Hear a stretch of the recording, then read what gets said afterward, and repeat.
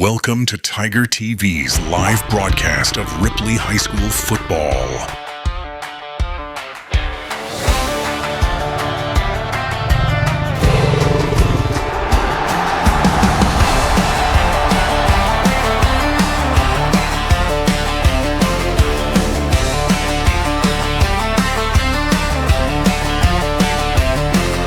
Purple and white on the bleachers tonight. Friday lights burning up the sky.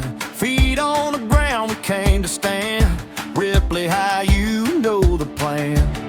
Tigers prowling on this field. Every hard hit, every play is real. Hear the fans rolling like a wave. We came too far to ever cave. So raise it up, let the whole town know we don't quit when the whistle blows. Shoulder to shoulder, side by side, this is where our pride comes alive. Tiger pride is back. Tiger pride is back. We won't back down, we don't turn back. Never give up, never give in. We were born to fight and win. Ripley High, hear that roar. We are here to win the war.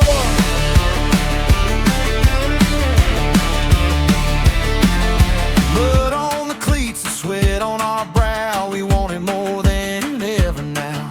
Crowds and fans roar, shaking the stands. Every heartbeat in our hands. When the pressure comes, we hold our ground. One team, one dream, one hometown sound. No fear, no way, we attack. Once we start, we don't look back. So raise it up, let the whole town know we don't quit when the whistle blows. Shoulder to shoulder, side by side, this is where our pride comes alive. Tiger pride is back. Tiger pride is back. We won't back down, we don't turn back. Never give up, never give in. We were born to fight and win. Ripley High, hear that roar. We are here to win the war. Oh, when the fourth quarter calls, we stand tall through it all. Purple hearts, white and gold. Watch this hometown fire unfold. Tiger pride is back. Tiger pride is back. We won't back down, we don't turn back. Never give up, never give in. We were born to fight and win. Ripley High, hear that roar. We are here to win the war.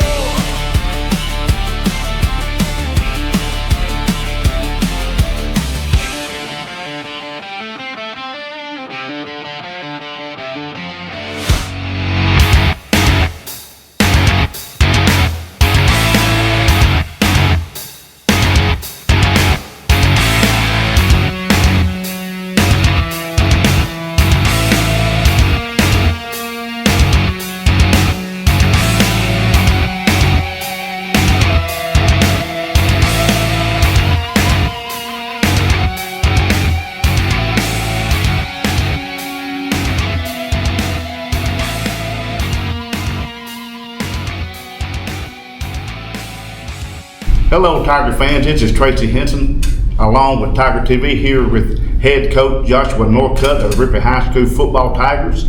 Coach, last Friday night at the Lauderdale County Bowl, it was really hot, and of course we had several things that went on with the cheerleading, the band, and the Ripley Middle School playing against Hall Middle School, and then we played the last game of the night against the Hall Tigers. Of course, we come up a little short. And I just want to know what your thoughts were about the Lauderdale County Bowl. Yes, sir. Well, number one, it's a great environment, being able to be a part of that. A lot of tradition and that. But taking a look in the mirror after seeing, how we didn't execute on a couple things, that's something that we definitely are working on and will continue to work on each and every day, is how we can execute. We have a good game plan, a good offensive, defensive, special team game plan, and the biggest thing is executing. You know, we can draw that up all day long, but until getting out there and being able to execute play by play, that's what it takes. Being disciplined. So what is the biggest thing right now that the team needs? Continue to work on self. That's one of the biggest things. Each and every day, work on it, grow, and achieve greatness. Okay, what is the key values of your program? Yes, sir. So, it's something that offensive, defensively, the whole team is something that we pride ourselves in. It stands for effort, attitude, and toughness. Every day, we want to give 110% effort.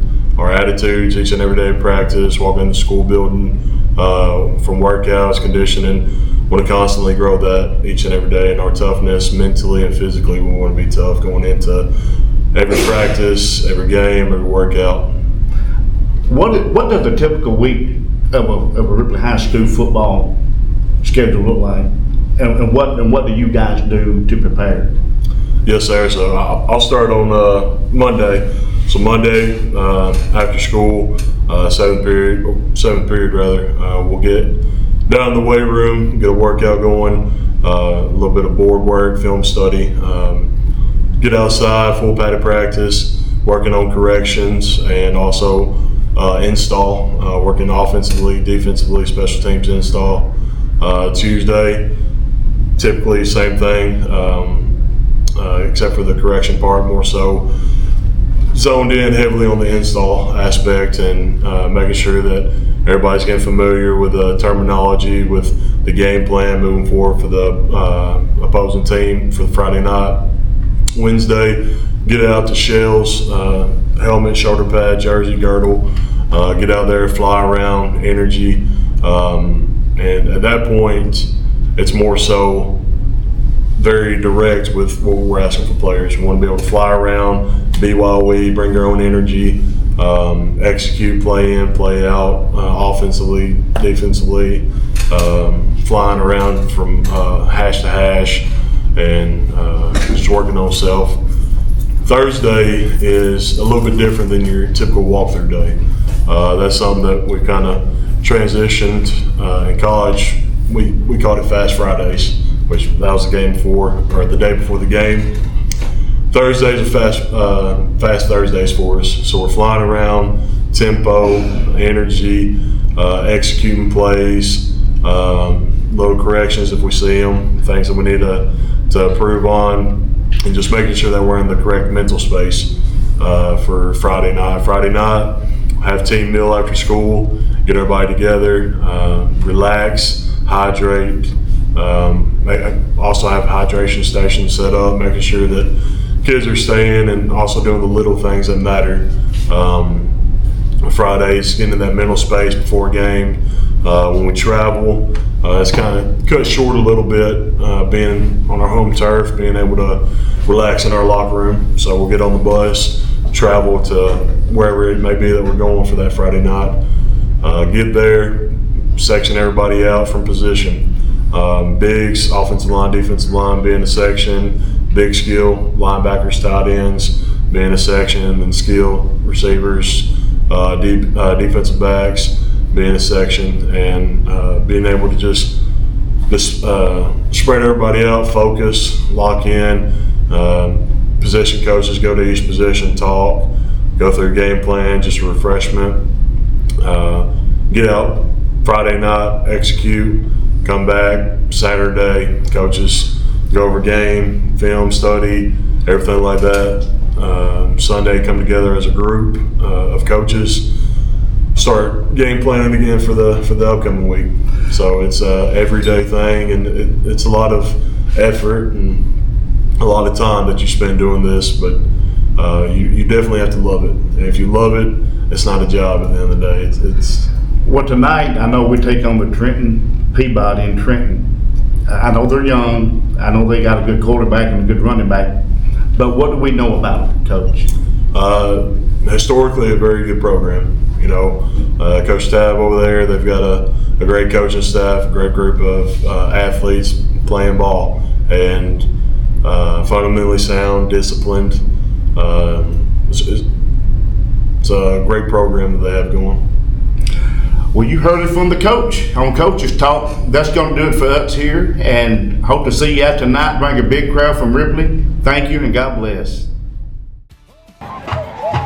Good evening, Tiger fans, and welcome to the live broadcast of Ripley High School football here from Peabody High School in Trenton, Tennessee on Tiger TV. This is Mike White along with Tracy Crazy Horse Henson to bring you all the live action. Let's do it, Mike. Let's get this thing took care of. Opening game of the season, obviously for both teams. Ripley won the toss and deferred, so they will be kicking off and receiving the second half. Again, both teams come into this game. Both teams are young. Peabody's probably got a little bit more experience in their youth. Of course, they've got a long-time coach. We've got a new head coach at Ripley this year, and Coach Joshua Northcutt. So we're anxious to see what Ripley's going to put on the field. Last Friday night, of course, it was the Tiger Bowl, and Tigers are kind of licking their wounds from there.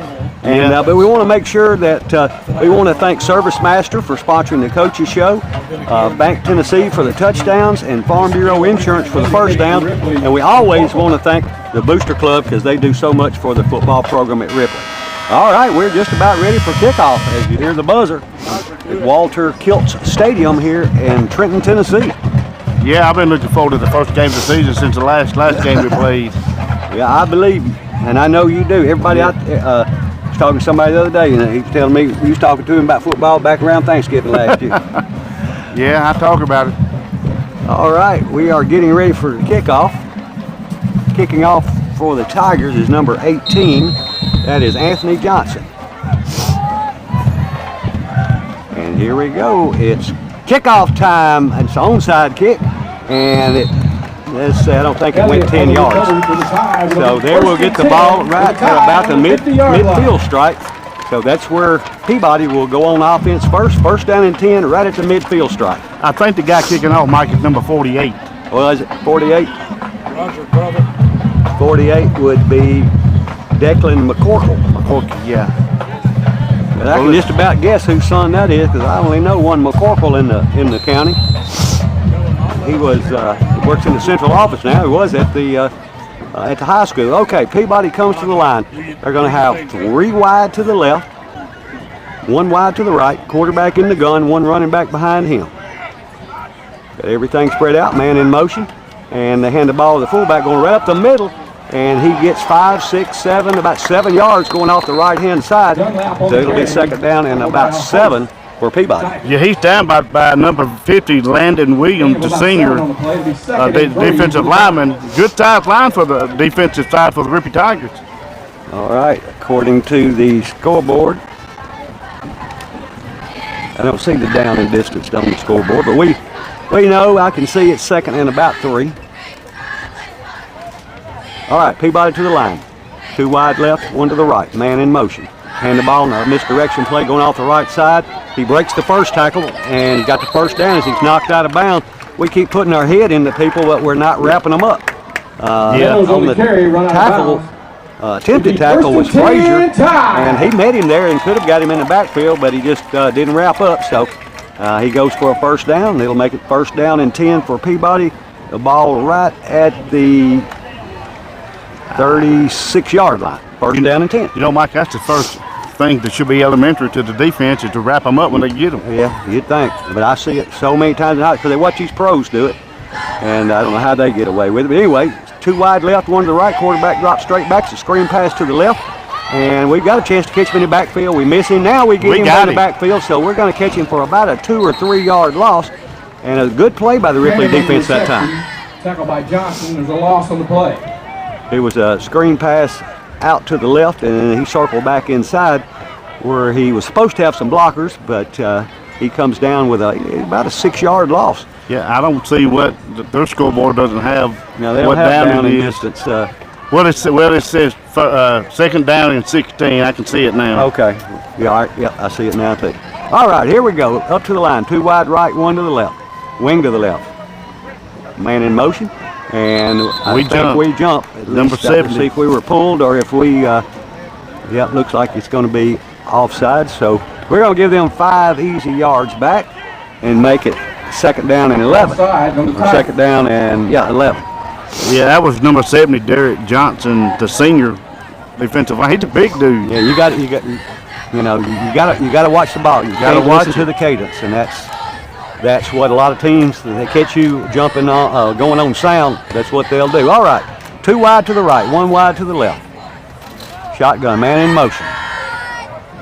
And they hand the ball. No, it's a fake. And they hand. Oh man, I'm gonna tell you that was a badly thrown pass, but a wide open receiver number 2. If he'd have caught the ball, he probably would have went in the end zone. Oh yeah, that would have been a touchdown for Peabody. At number 2 that missed that ball is Trevon Cannon for the Golden Tide. And it was thrown a little low and a little behind him, but it doesn't negate the fact that we didn't have him covered. All right, 3rd down and 11. The ball at the 37-yard line. Peabody breaks the huddle. And 1 wide to the right, 2 wide to the left. Quarterback in the gun, 1 running back to his right, a wing to the right, slot to the right actually. And they're going to hand the ball to the tailback going off the left side. He's going to be He's stopped. going to be short of the 1st down, but it's only going to be maybe 2 or 3. He liked 11, so he had a pretty nice pickup. It's hard to see exactly where it'll be from this angle. Exactly where the ball is. Okay, it's still 4th and long. It's 4th and about 8, and it appears that they're going to go for it. They must not have a field goal kicker, so they're going to go for it. It's you don't have a kicker, you might as well go for it because you punt and it goes to the end zone. It comes back out to the 20. So, and this is where we have to be really careful and not jump off sides on the ball. Which it is 4th down and 7. We'd have to jump off sides twice, but with it, and they're going for it anyway. 2 wide to the left, 1 to the right. Quarterback is dropping back, wanting to throw, throwing over the middle. He's got a man, he's got some room, and he falls down, and the ball was a little underthrown, but again, a wide open receiver. We are just letting these receivers get behind us and then trying to play catch up. And some of these times that ball's going to be thrown on target, and they're not going to drop it. And that could have been 2 touchdowns right there. Yeah, and that, I tell you what, a good job by the defense for the Tigers on that series. Yeah, with help from Peabody for dropping passes and underthrowing them. But so Ripley gets the ball, it'll go over on downs. So it'll be 1st down and 10 for Ripley. They'll have the ball at the 33-yard line, their own 33. And Ripley's going to send 2 wide to the left, 1 wide to the right. Quarterback is number 6, that's Frazier. He's in the gun. And he hands it off to his running back, number 11, who is going to fall forward for a couple of yards, maybe. Again, that was Pearson. He's a sophomore. 2nd down for the Tigers. So it's about a 1-yard pickup. So 2nd down and 9. Ripley sends 2 wide to the left, 1 wide to the right. Now they've got 2 wide to the right, 2 wide to the left. Quarterback takes a snap, hands it off to his running back again, starts inside, breaks it outside, and gets up to about the 35, which is going to be about another yard or so. It's still going to bring up 3rd down and around 8. Pearson on the carry again, tackled by Bunting. So yeah, that's what it'll be. He'll bring up 3rd down and about 8. Yeah, that defense for the Peabody stand in tight. Yeah, I mean, they ain't gonna take anything away from them, but our offense has got to do a better job blocking. Yeah, they do, man. We're making them look good. All right, 3 wide to the right, 1 wide to the left. 1 running back to the quarterback's right, and he drops straight back, wanting to throw, and he throws into triple coverage and way over the head of the intended receiver, number 14, Robinson. And we did a good job on pass protection, except for the right defensive tackle. He came through. It looked like he came through untouched. We would have had more time to throw the ball, to at least look for somebody to throw if that block had been made. So it puts the Tigers in a punting situation, 4th down and 8. They're at the 35, so those 4 downs, we gained 2 yards. Number 48 come down for the punt. That is Decline McCorkle Jr. Kicker and the punter. Chris, I think, is his daddy's name. Back all right, I've got it in my phone. I know him pretty well. I just draw a blank sometimes. All right. Tigers to punt. Good snap. Gets a decent punt off, end over end. It's going to take a Ripley roll, and bounce down to about the 33-yard line. of Peabody, so Peabody will have the ball 1st and 10 at their own 33-yard line with no scores so far in the game, 8:05 to go in the first quarter. Yeah, well, you know, I haven't known much about Peabody. I just know that they're real young, but they're pretty good. Absolutely. Jake Ramsey, I ran into him before the game. Was it Ripley? As a baseball coach. He's an assistant football coach, I think. But he's also the athletic director up here. It's good to see him. Great guy. All right, here comes Peabody to the line. 2 wide to the left, 1 wide to the right. Wing to the right. Quarterback in the gun, 1 running back to his right. Puts a man in motion. And he hands it to the man in motion coming back inside. And we've got a bunch of hats on him, but a bunch of hands more than anything else. But we do catch him for about a yard loss. I mean, a yard gain. So I just don't think we're playing fundamentally sound at this point. Early in the season, but you know, you've had the whole off season to work on it. Those fundamentals, you really need to know those before you get in high school. But at any rate, hopefully we'll settle down and get it going. It is 2nd down and 8, the ball on the 35-yard line for Peabody. 2 wide left, 1 to the right. Wing to the left. Quarterback fakes the handoff and he's going to carry it himself. And I think that was a busted play. He's going to pick up another yard or so. So it's going to bring up 3rd and long for Peabody. Tackle by Pitt to bring up 3rd down for the tie. So it'll be 3rd and 8. 3rd and 7. Scoreboard says 8, but I can look at it until it's 7. And we'll get you the cheerleaders here in just a few minutes, as soon as we get a break after this series. So Peabody with 3rd and about 6. We'll call it 6. 2 wide left, 1 wide to the right. Slot to the left. 1 running back to the quarterback's right in the gun. Takes a snap, hands it to that. No, he fakes it. He's going to run it himself, trying to get outside on the right side. And again, we get him for a loss. But again, we had the first guy there just ran in, put a shoulder into him, and ran right past him and didn't wrap him up. Luckily, we had a couple more players that were there to clean it up. But we just got to do a better job than that. Yeah, we got to do a better job at that first. And I know last week in this bowl game, we were overshooting our man on tackling him. But we got to do a better job of wrapping them up. 100%.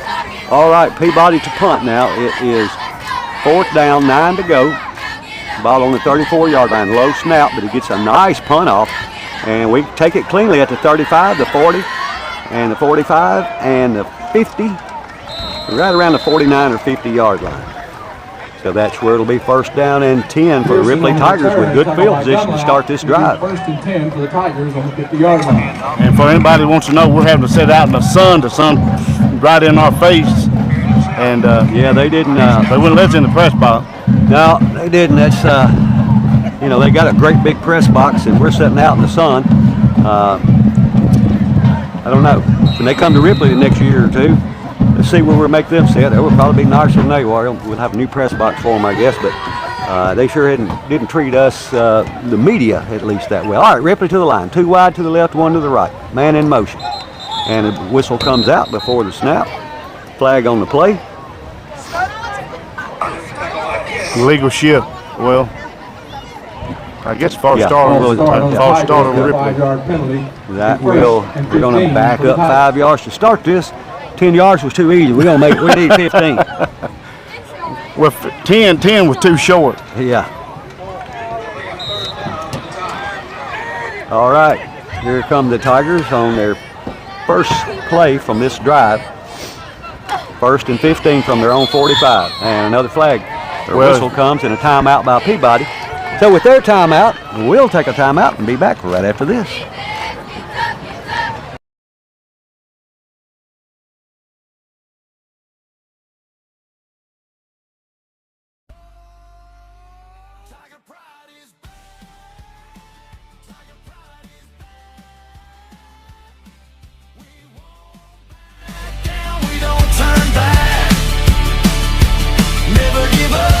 Never give in. We were born to fight and win. Ripley High.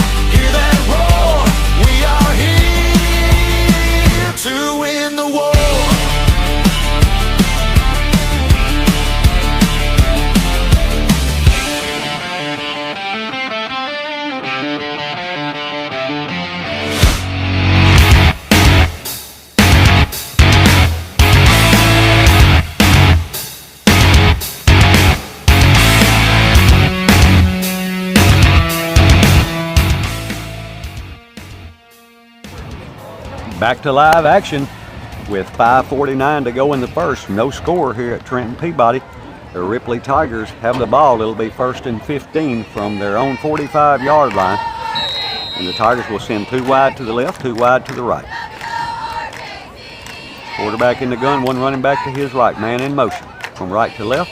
And the quarterback it's a toss pitch, or a toss sweep, and he gets the first down. Or not the first down, but he breaks outside and gets past the original down marker and down close to a first down. I think it's going to be about a yard short, but that was a really good pitch, but it was a dangerous pitch because he was already in the grasp when he pitched the ball, but it's enough.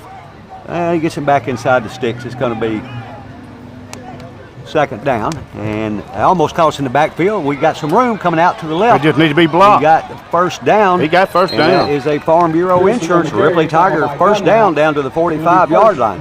Our cheerleaders this year are Captain Reagan Conrad, Captain Emma Heath, and Captain Carly Hutchins. Also, Kazora Houston, Kendi Keeley, Zoe Latham, Emerson Payton, Briley Ray, Corey Smith, Taylor Banks, Maddie Carter, and I was told I called her Mady all last year, and I apologize for that. All right, we'll start back after that. The Tigers come to the line. Well, timeout by the head ref. Having to fix one of Ripley's jerseys. All right, here we go. Tigers two wide left, 2 wide right. Quarterback in the gun. Puts the man in motion. Oh, that was a busted play. We're going to get about maybe a yard back to the line of scrimmage. Then a late flag comes out. So we'll see what that is. But that was a busted play. The quarterback stood there with the ball, and the running back stood there, and nobody knew what to do, and it looked like. So the quarterback just had to run it himself for no gain. And it looks like it's going to be a penalty against Peabody. Yeah. I didn't see what the penalty was, but it don't matter as long as it moves forward. Hadn't seen the indication from the head ref yet.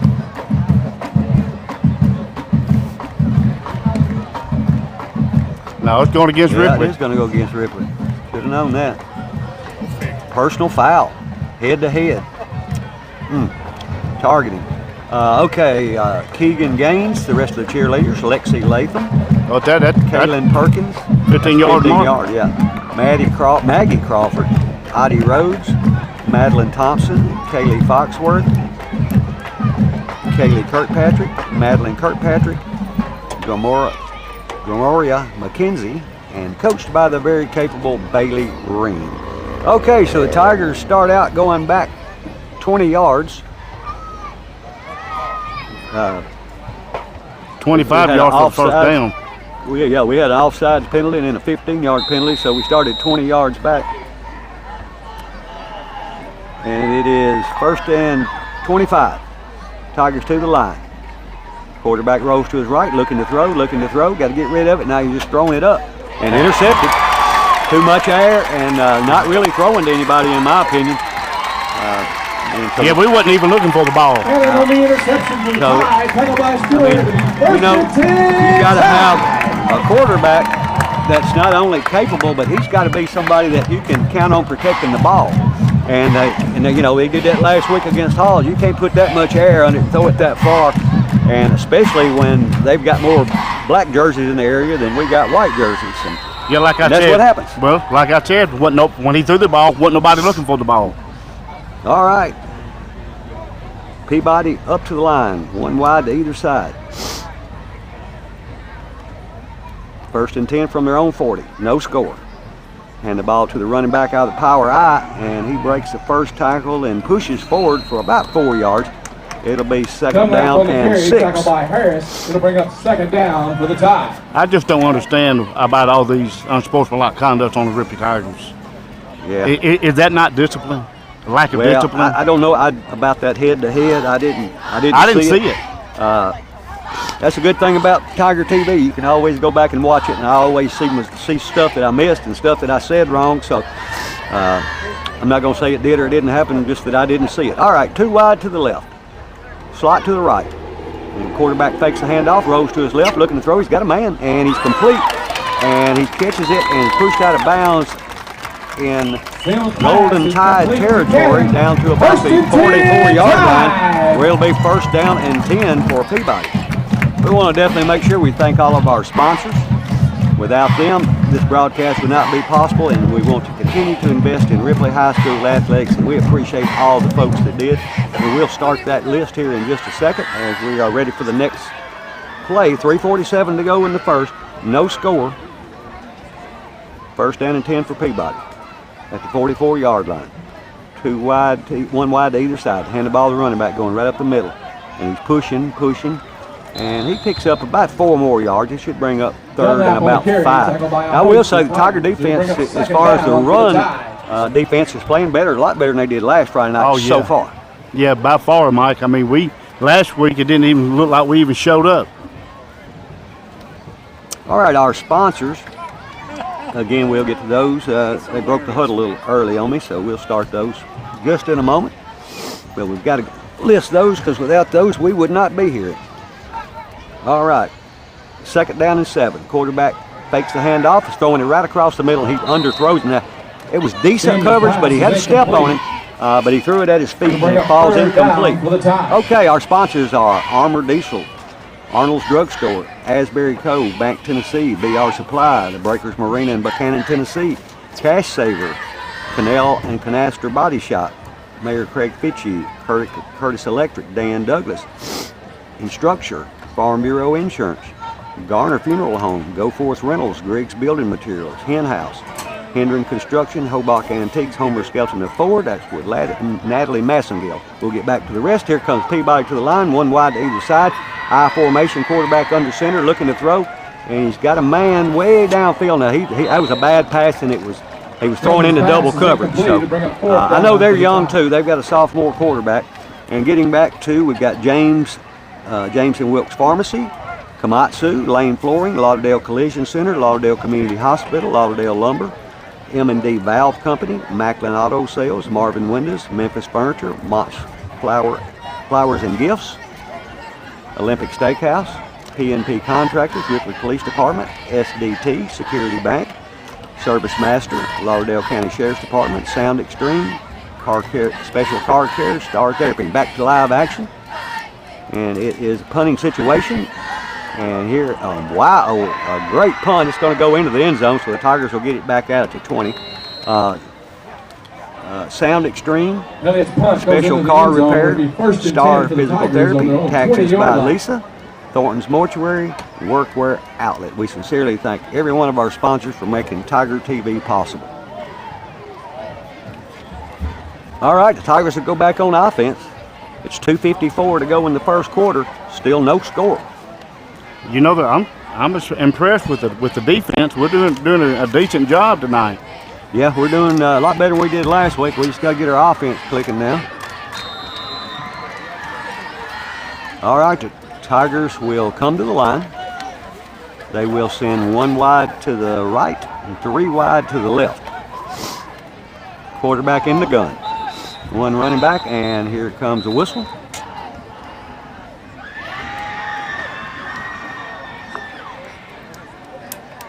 And now we're ready to go. Not sure what that was about. All right, 2:54 again to go. Ripley, 1st and 10 from their own 20. Quarterback drops straight back, looking to throw. He hit about the time he throws, and he does. It wasn't a bad pass. It was off target, but it was a good long pass. I mean, it's about a 50-yard pass. And a good-looking pass, but he had good coverage on him, and it was thrown out in front as well. Yeah, I made a great pass by number 6, our quarterback, Merkel. It was a good-looking pass. Yeah. I had to correct myself on saying it was a good pass. It was a good-looking pass. It just didn't land where it should have, or where we hoped it would.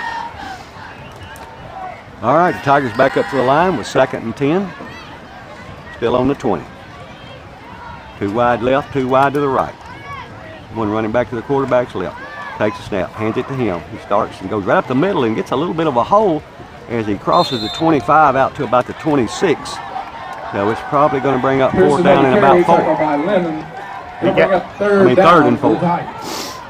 He got about 6 yards on that play, Mike. Looks like it's about 3rd and 4. Looks like 5 from here. We'll go with the scoreboard this time and a flag and a flag comes whistle. out. Offsides. That early should be probably procedure. It's against Trenton. Oh, that's maybe offside then.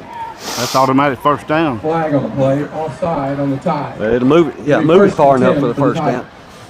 Now, you know, some penalties is automatic first down. This one wouldn't be an automatic, but it moves it far enough to make it an automatic. Yeah. But some you could be first and 50, and some of it's automatic first down, and they moved it that many yards, but you automatically get a first down. That's kind of confusing to me too. All right, 1st and 10. Ball on the 31. Ripley hands the ball to the running back, number 11. He's got a little room on the right side. 3 flags come out, and that's going to be a block in the back, or it's going to be a clip, or probably a block in the back, I would imagine, or a hold. So that's probably going to back us up 5 or 10 yards, maybe 15. Let's see what holding. Yeah. Against Ripley. Yeah, both flags came out about the same time. It was going around the end, so I thought that was probably a pretty good chance of what it might be. Number 11 doing a fantastic job for the Tigers at running back. He's a sophomore as Pearson, and now he's working his heart out tonight. Yeah, he's running hard. All right, back to, well, there's a timeout. So not back to that. We'll take a timeout, and we'll be back right after this. Timeout.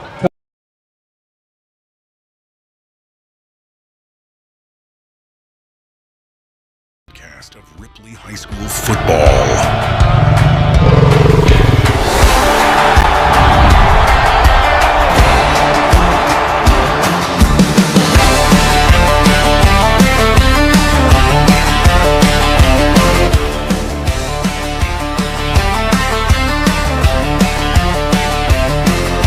Purple and white on the bleachers tonight. Friday lights burning up the sky. Feet on the ground, we came to stand. Ripley High, you know the plan. Tigers pounding on this field. Every hard hit, every play is real. Hear the fans rolling like a wave. We came too far to ever cave. So raise it up, let the whole town know. We don't quit when the whistle blows. Shoulder to shoulder. Back to live action with 2 minutes exactly left to go in this opening quarter. No score. Ripley has the ball. It's going to be 1st down and 20 from their own 21-yard line after that holding penalty against the Ripley Tigers. Ripley will have 2 wide right and 2 wide to the left. 1 running back in the backfield. Quarterback rolls to his right, looking to throw. Got time. He throws it long downfield, and he's in a tight coverage. And they incomplete. He didn't catch it. But I'm going to tell you, that ball, again, now he just threw that in. That wasn't a badly thrown ball. It was just in the coverage. Yeah. But he had tight coverage on him. And that's one of those they call those 50-50 jump balls.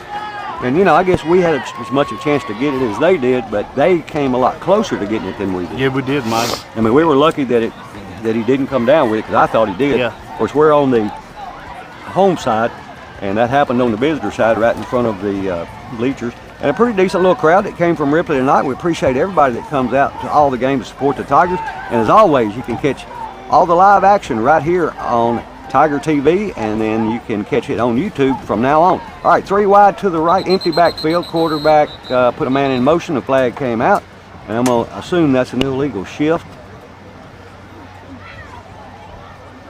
Well, I didn't see but Illegal one procedure. move. Illegal False procedure. start on the Tigers. I don't know if it's a false start, like he said, but it was the illegal procedure. And next year, it will be 100 years, Tiny Knee Stadium. Of course, it'll be new Tiny Knee Stadium next year when hopefully, whenever we get into it, it'll be a new stadium. But next year, it turns 100 years old. Ripley has produced numerous college football players and some pros. The Tigers have been a Friday night tradition for generations in Ripley. And the Tigers come to the line with 2 to the left, 1 to the right. 1:52 to go in the opening quarter, no score.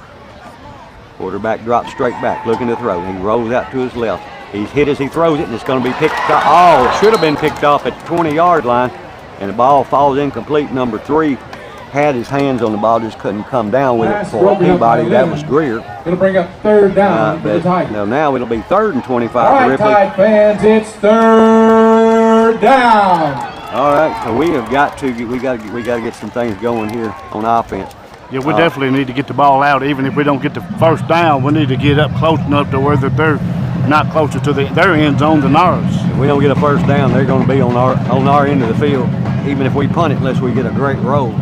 Lauderdale County has supported Tiger athletics for nearly a century, and alumni return from all across the country for homecoming each year. All right, here we go. 3 wide to the left, 1 wide to the right. So they're not supposed to be doing that on that band. And a flag. I thought a flag came out, but it didn't. As the quarterback wants to throw it, he just got rid of it. And which they were coming. They had their ears pinned back, and they were coming after him. He had to get rid of the ball. Defense, Tide fans. So it's a good chance they're going to get the ball on their end of the field. Cannon back to receive for the Tide. Yeah, we need a big punt out of our. Yeah, we need a big punt and a big roll.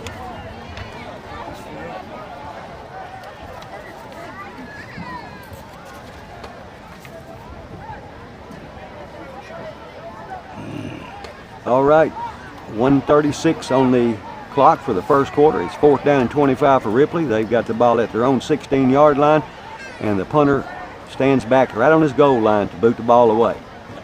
It's a good punt, but boy, here comes the rush.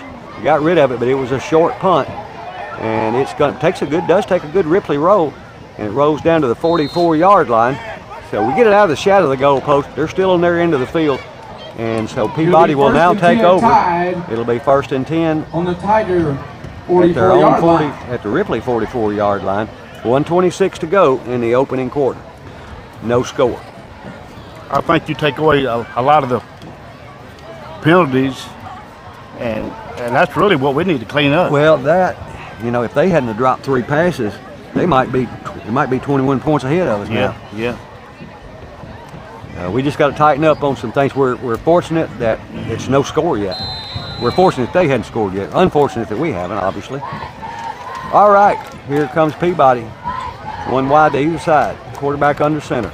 Hands the ball to his tailback right up the gut. Oh, and we stop him he loses about a yard. We catch him right at the 50-yard line. That's number 56 and 78. 78 was one of the ones on the leading the tackle there. I don't have a 78 listed. I thought it was number 56. He might have been one of the ones there, but 78 was the first one I saw, or he was the one I could see. I know there's a 76 Mason, sophomore, but I don't. I'll have to watch to make sure I didn't see that wrong, but that's what it looked like from here.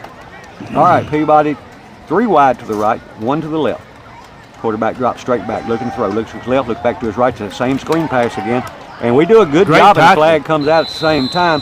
They gain about 4 yards out to the 40, or down to the 40. With a flag on the play, we'll have to see what that is. Walker, there's a flag on the play. See what the white hat says.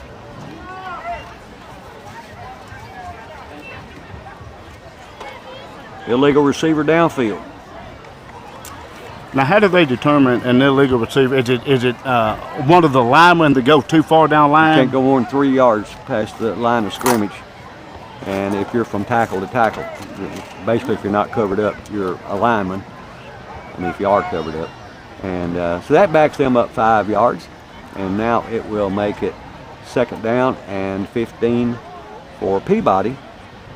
With 23 seconds to go in the opening quarter, probably one more play. And here comes the clock is winding now.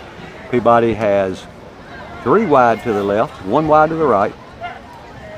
Quarterback back in the gun, running back to his left. Drop straight back, looking to throw. He's going to throw long downfield over the middle. He's got a man wide open. He dropped that one. I mean, that was touchdown written all over. Yes, it was, Mike. Somebody had to write a letter to gotten coverage on him. He was so far out in the open and just dropped it. At least 3 touchdowns they should have already had. And that was intended for number 1, Wells, sophomore. Good-looking young man. We got to put pressure on that quarterback and not give him that much time. And we were doubled up on one receiver and let another one run free. And everybody's got to play their own responsibility. Don't worry about somebody else's mistake. Just make sure you don't make one. All right, we have 6.4 seconds. That's clock stopped with that incomplete pass. So we'll be back in the gun again for Peabody. Have 2 wide to the left, 2 wide to the right. Quarterback drops straight back again, looking to throw, and it's a Screen screen pass.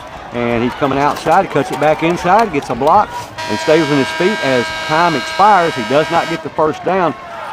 It'll be about 4th and 8 when the second quarter starts. So we're going to take a timeout, and we'll be back right after this.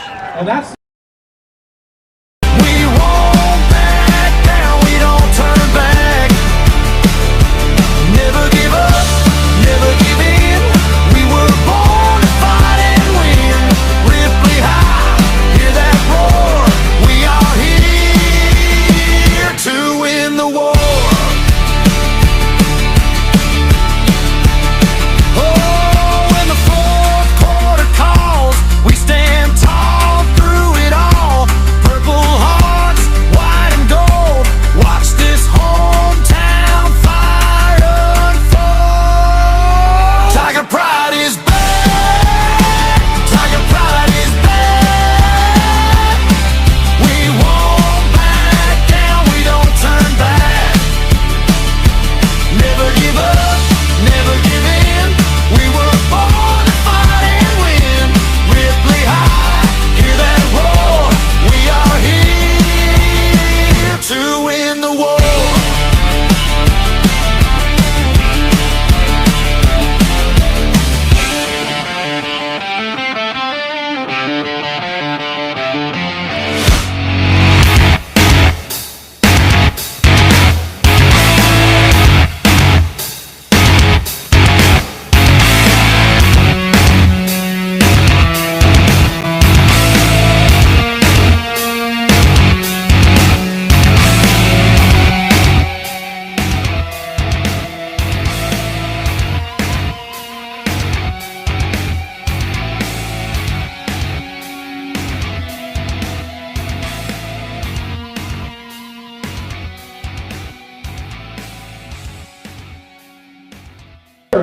Welcome to Tiger Back here as we get ready to start the second quarter. No score at the end of one here at Trenton Peabody. The score, the score is 0-0. It'll be 4th down and 25 for Peabody, as they had a penalty on the last play, but I did not get to see what it was. But it's 4th down and 25, and they are in punt formation. The punter stands back at about his 27-yard line, getting ready to boot the ball. Ripley doesn't have anybody back deep. And of course they punt it all the way back and nobody there to pick it up, and you could have advanced it 5 or 10 yards before you got tackled, but nobody back there, so the ball is down at about the 21-yard line.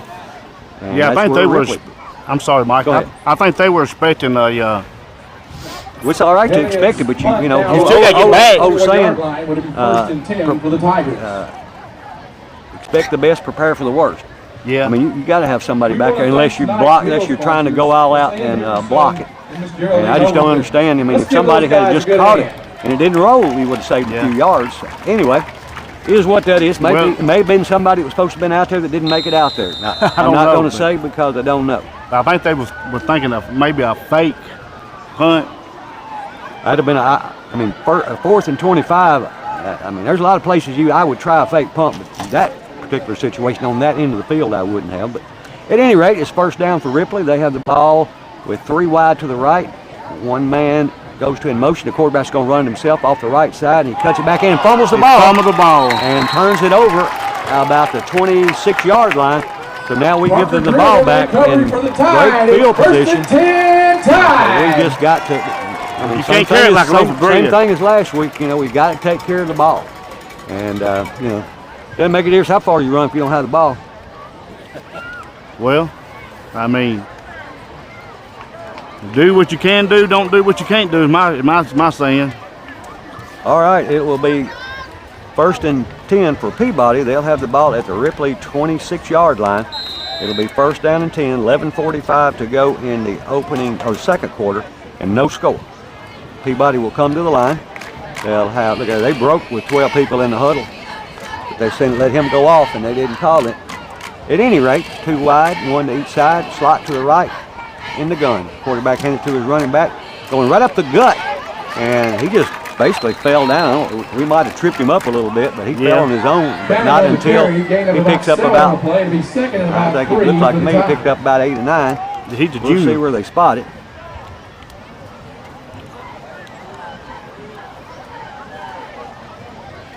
Picked up 5, 6, 7, 8, 9. Picked up about 8 yards.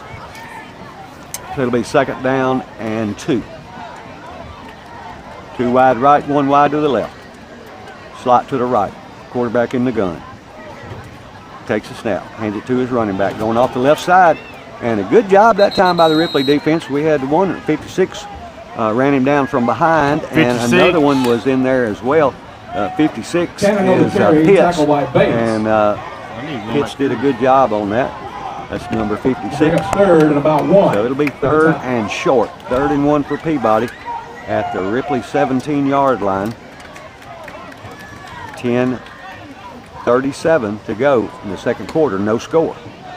Peabody will come to the line. They'll have 2 wide to the left, 1 wide to the right. Quarterback in the gun. Got a slot to the right, man in motion from left to right, and they draw Ripley off again. So they get the easy 1st down. We're just not disciplined. You know, I mean, I keep preaching the same thing. Watch the ball. Well, you got to watch it. Offside on the Tigers. You know, and that's the thing about it. And I ain't That'll gonna give the say, Tide and I a wouldn't- 1st and 10. I wouldn't say that I didn't do it either, because I did, but still, when you're down on the line, you know, you're not supposed to be listening to the quarterback. You're supposed to be watching the ball. Right. Or at least watching for the man in front of you to move. Anyway, 2 wide to the right, 1 wide to the left. Quarterback handed it to his running back, going right up the gut. And he gets close to the 1st down. If he doesn't get it, I don't think he got it, but he got down inside the 5. So it's going to be 2nd down and about 1 for Peabody. They're knocking on the door. First time they've been on this deep in our end zone, or this into the field. He had the 1st down when they got offside, when Ripley jumped offside. Right. All right. Well, they 2nd down, okay. It says 2nd down about 2.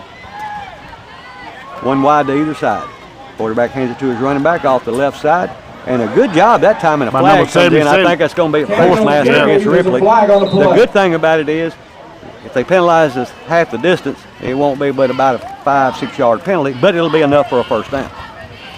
So, good and bad. Yeah, you can see very well where we horse collared him pretty good. I thought he grabbed him by the face mask, but I couldn't tell. A personal foul. It was face mask. You're right, Mike. Your eyes better than mine. Yeah, I just got lucky. I know it's not because of my eyes. On the Tigers. All right, so that moves it half the distance. The ball was at the 6, so it should be up down to the. Well, they moved it down to the 2. 1st and goal. 1st and goal from the 2. Wide outs to either side. Quarterback in the gun. Hand it to his running back again. Same play. Going off the left side. He goes into the end zone. Yeah, he got in. 9:20 to 9:19 to go in the carry. 2nd quarter. Touchdown time. Peabody draws first blood on top of Ripley, 6-0, as we get ready for the point after. And that's all because of the fumble by Ripley. Yep. We set them up for it. So I mean that punt that they punted to us and we got back. Of course we fumbled and they got the ball back, and it was better than a long pass that they could have made. So we line up for the point after.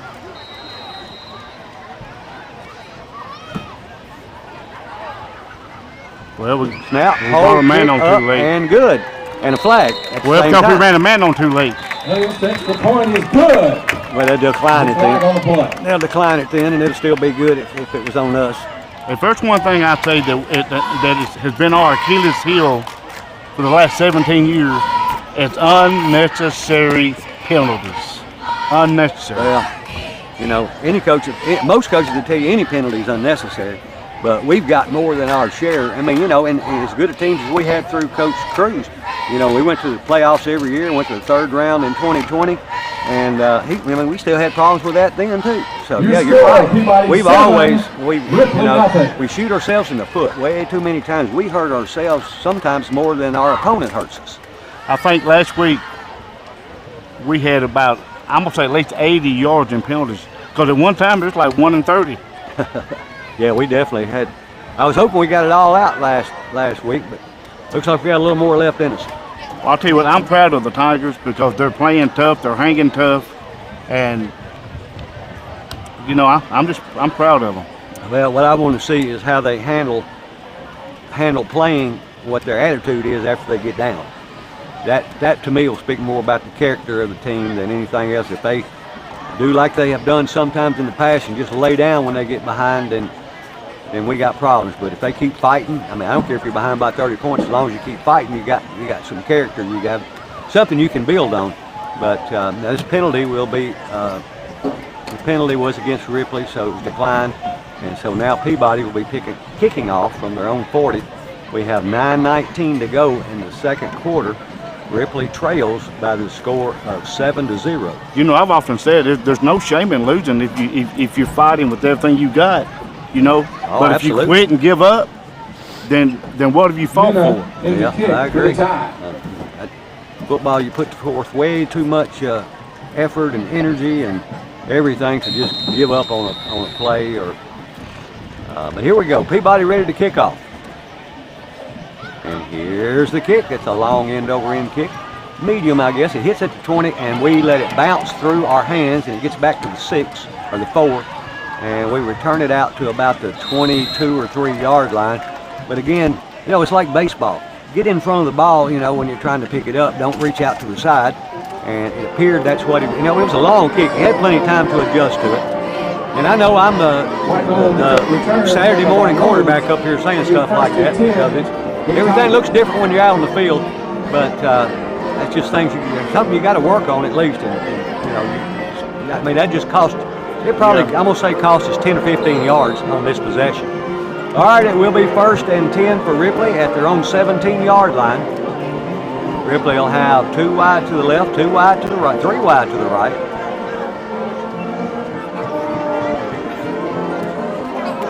And we got the band warming up behind us. All right, 2 wide to the left, 3 to the right. Empty formation. Quarterback's gonna run himself to the left. He's got a little room. Got one. All right, they did a pretty good job. He picked up about 7 on the play. He was hit about 4 yards earlier, and he was able to keep his feet under him and move forward. And get up you can see him clutch that football. 26-yard line. Yeah, somebody needs to. They need to put some super glue on it. All right, it'll be 2nd down and 2 for Ripley. Ball on the 25-yard line, 26, and the flag comes out just as the ball was snapped and a whistle. And we don't need to go backwards again here.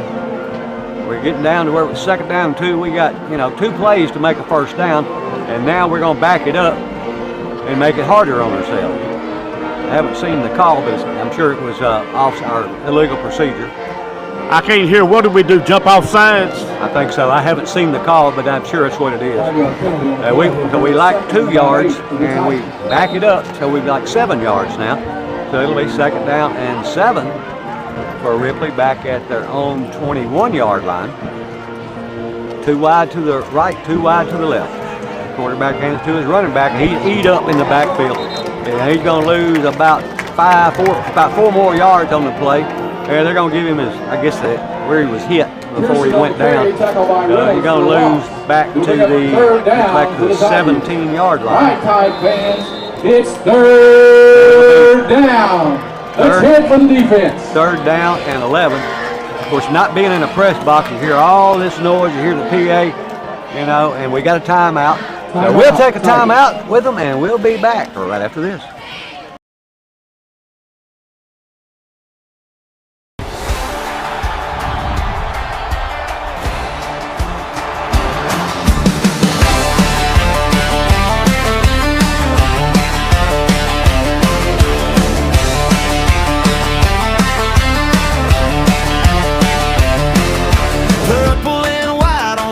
Tonight, Friday lights burning up the sky. Feet on the ground, we came to stand. Ripley High, you know the plan. Tigers pounding on this field. Every hard hit, every play is real. Hear the fans rolling like a wave. We came too far to ever cave. So raise it up, let the whole town know we don't quit when the whistle blows. Shoulder to shoulder, side by side, this is where our pride comes alive. Tiger pride. All right, we are back. It's 3rd down and 11 for Ripley. They have the ball on their own 17-yard line. Ripley trails by the score of 7-0. It's 8:08 to go. in the second. 3 wide right, 1 to the left. Quarterback takes a snap. And he's rolling, he's throwing. He wanted to throw Who in the world is throwing threw to? about 5 yards in front of him Pass in is the ground. incomplete. So now it'll bring up fourth down in a punting situation. So the Tigers will be in punt formation. All right, 4th down and 11. The ball is on the 17-yard line. So the Tigers getting ready to punt, and Peabody does send one back deep. They'll probably get the ball close to their end of the field, midfield. McCorkle in the punt for the Tigers. Yep. And McCorkle in Cannon the punt. back deep to receive for the Tigers. And I've been asked about homecoming this year, but I don't really have an answer yet. So when I find one, we'll get it out. Look there, another man coming on late. That's happened 2 or 3 times. And I don't understand that. Anyway, here we are ready to punt. It's not a great snap, but he gets a good punt off, and it takes him back. Good roll. Gets it to 40 and rolls to right at midfield, about the 49-yard line. So that's where Peabody, they'll start this drive on their own end of the field, and they'll go back on offense with 7:55 to go in this second quarter. I think one of the things we need to do in practice Monday is learn how to count. Yeah, I mean, you know, you just got to know. I mean, everybody's got their own stories of when they play, but at least I know when I played, when my kids played, if you were supposed to be out there on a special team kickoff, punt return, something, you weren't there, the coach just replaced you with somebody else. If you couldn't remember to be there, he'd just find somebody that could. All right, Peabody up to the line. And the flag comes out before anybody gets started. And Delay a game on Trenton. that didn't look like a delay of game. And this a delay game? Was it This is, Chisholm? but I thought he did this, which would be an illegal shot. I don't know, because it's hard to tell from this angle. But the clock still had 16 on it. That was the only reason I said I didn't think for that game. The clock may not be right. They may be keeping the play clock on the field or something. It's working now. So anyway, it will be 1st down and 15 for Peabody. 2 wide to either side. Quarterback fakes the handoff and throws a pass, and it's complete, but we catch him after a short pickup. Picks up about 3. And man, it looked to me like we had an opportunity to break on the ball and possibly make an interception. Instead, we just waited for him to catch the pass, let him catch it, and then tackle. But we've got an injury timeout, so we're going to take a timeout for this injury, and we'll be back right after this.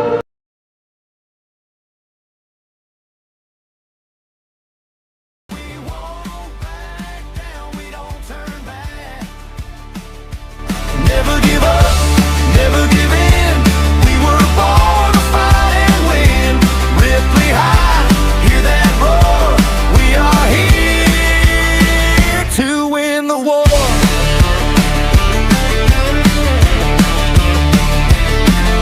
Blood on the cleats, the sweat on our brow. We want it more than ever now.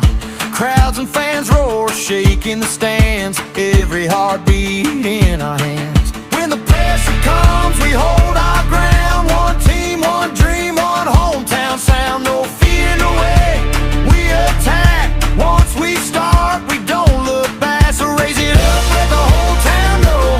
We don't quit when the whistle blows. Shoulder to shoulder, side by side. This is where our pride comes alive. Tiger pride is back. Tiger pride is back. We won't back down, we don't turn back. Never give up, never give in. We were born to fight and win. Ripley High, hear that roar. We are here. 7:35, 7:39 to go in the second quarter. Ripley trails by the score of 7-0. Peabody has the ball, 2nd down and 11 right at the 50-yard line. 1 wide out to the left, to the right. Quarterback hands the ball to his running back, trying to get outside on the right, and we run by him, but we do grab him by the helmet and throw him down, and I'm surprised we didn't There get wasn't a call. no face mask. I was surprised we didn't get a call on it, but we didn't, and we catch him for, looks like no gain. Bring up 3rd down for the Tigers. A good, again, You know, we almost ran by him instead of breaking down and making the tackle. Luckily, we caught something to hold on to, but most of the time we'll get a call on that, just like you said. Yeah, I mean, I think they've only had one penalty the whole night, hadn't they? Maybe two. Peabody. Yeah, It looked like a wrestling. It did. Yeah, it did. Look like, who's your favorite wrestler? Jerry Lawler. No. Bill Dundee. One of them. All right, 2 wide to either side. Quarterback in the gun. Takes a snap, drops straight back, looking to throw. Looking over the middle. He's got a man right over the middle, and he overthrows him, and which he overthrew. We had really good coverage. He threw into triple coverage like we've done several times, and we just got to break on that ball and pick some of these off. But it bring up 4th down now, so Peabody probably a little in shock right now as Ripley is hanging with them. Yep. Tigers defense doing a great job. Yeah, I'm looking at their scoreboard. Okay, now I was trying to see the score there. 7-0. Peabody 7. I knew what the score was. Here's the punt. Oh, a great punt, high punt. He's gonna let it go over. Hope it goes into the end zone. Luckily, it did by about 5 yards. But you need to, I've always heard you stand with your heels, the back of your heels on the 10-yard line. If it goes over your head, let it go. But he was standing up about the 20. It'd have been bad if it had hit the 10 and died at the 3. So, and he just let it go over him and just started running off the field like he knew it was going to go in the end zone, which it did. But you don't always know that. The football will take a crazy bounce, but it ain't round. Peabody has the same scoreboard we've got. Is that right? Mm-hmm. I hope ours is easier to read. It's going to be the same thing, Mike. It looks to me like the score, it says 1 Ripley, Peabody 2. That's the way I would read that. Well, Ripley's got down 1 and 10 yards to go. Yeah. It is kind of confusing. Yeah, it is to me. Of course, it don't take much to confuse me. All right, 2 wide to the right, 1 to the left. Ripley in the gun. Hand the ball to the running back. He goes off the right side and runs into a crowd, picks up a couple off the right-hand side. We're not doing a very good job of pushing that line back. We got to block. We got to block. It'll be 2nd and about 8. The reason I mentioned earlier that I knew that I had been mispronouncing Maddie Carter is because I saw her this summer, and she said she was a cheerleader, and she said her name was Maddie, and I was like, I don't remember calling out a Maddie. And she said, well, you didn't. You called me Mady. Mady. I said, well, how do you spell it? She said, M-A-D-Y. I said, well, okay, I can see why I did that. Because I'm used to it being like M-A-D-I-E or something like that. But anyway, I want to apologize to her. And she, go ahead. Have to take time out. I mean, they're going to get a delay game. Yeah, there it is. Did they get the timeout called? Yes. We had about 4 last week. Yeah, so it will be a timeout. timeout, and we'll take a timeout with them. I'll be back right after this.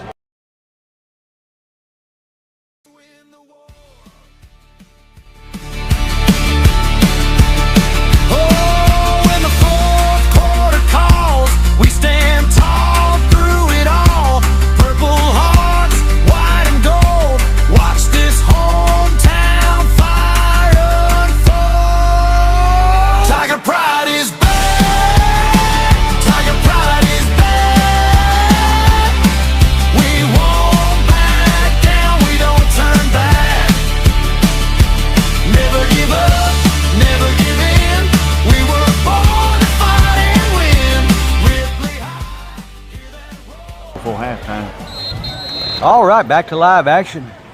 It will be 2nd down and 8 for Ripley, and they have the ball on their own 22-yard line.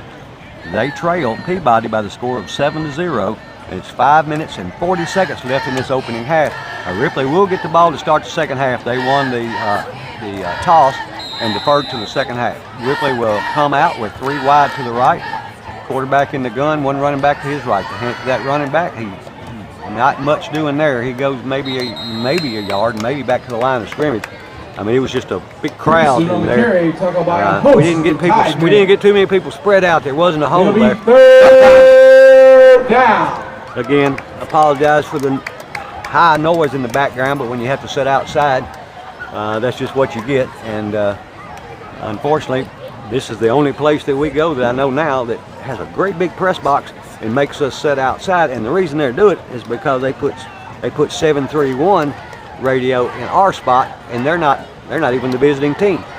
But to each his own. They'll be in Ripley next year. We'll see what happens then. All right, Ripley to the line, 3 wide right, and it's a toss sweep going to the left, and he gets outside and doesn't turn the corner there, and so he's going to pick up nothing. Might have lost a yard. I'm going to say no gain. So it'll bring up 4th down and about 8. And that was a bad pitch. That was a bad pitch. It was behind the running back. him. He almost had to stop and then reach way behind him to get it. Of course, he lost a lot of yards. Not his fault, but that's just what happened. And so Ripley will now have to punt. And was there a timeout called? I guess there was. So go ahead. Like you said, Mike, it's that ball was thrown way behind him, and he had to turn around and catch the ball. It was a bad pitch. Had he not done that, no telling what it would have done. Yeah, absolutely. Yeah, talking about Maddie, Will Maynard that punted last year. That was her boyfriend, and I know Will. And actually, they came up to the lake, and they had bought a boat from me 3 or 4 years ago, and they had fixed it up, got it running, and they brought it back up there to the marina where we are, just to take us for a ride. I'd had it for like 20 years. And was that pontoon boat? No, it was a little speedboat I had. And so Will and Maddie came by and by the Breakers Marina, and picked us up, took us for a ride, let me drive it. So anyway, that's how I found out that I'd been mispronouncing her name. Anybody, if I'm mispronouncing anybody's name, let me know. Put it on Facebook. Do whatever you need to do, because I apologize for mispronouncing anybody's name. All right, punting formation for Ripley. 4th down and 7 at their own 23-yard line. We need a good punt here. Pretty decent snap and a decent punt. They're going to field it and drop it. He fumbled, but they hold on to maintain possession. He caught it about the 50 on the run and then fumbled it forward for a yard or 2. Was able to get onto it. So they'll have the ball again on their end of the field. Seems like we've been playing on their end of the field almost all game. Yeah. So they are going to have the ball on their end of the field. With 1st and 10, the ball will be at the 42-yard line of Ripley. It's 4:39 to go until halftime, and Peabody's on top of Ripley, 7-6. Peabody will come to the line. 2 wide right, 1 wide to the left. Wing to the left. Quarterback in the gun. Man in motion, quarterback drops straight back, looking to throw, put some pressure on him, throwing it over the middle, and we put some pressure on him. He did throw it into no man's land, but I think part of that's because we had some pressure on him. So good job by the defense. Hey, you do good. I'm gonna tell you. Great job. That was a good defensive play there by the Ripley Tigers. It'll make it 2nd and 10 for Peabody with 4:34 to go.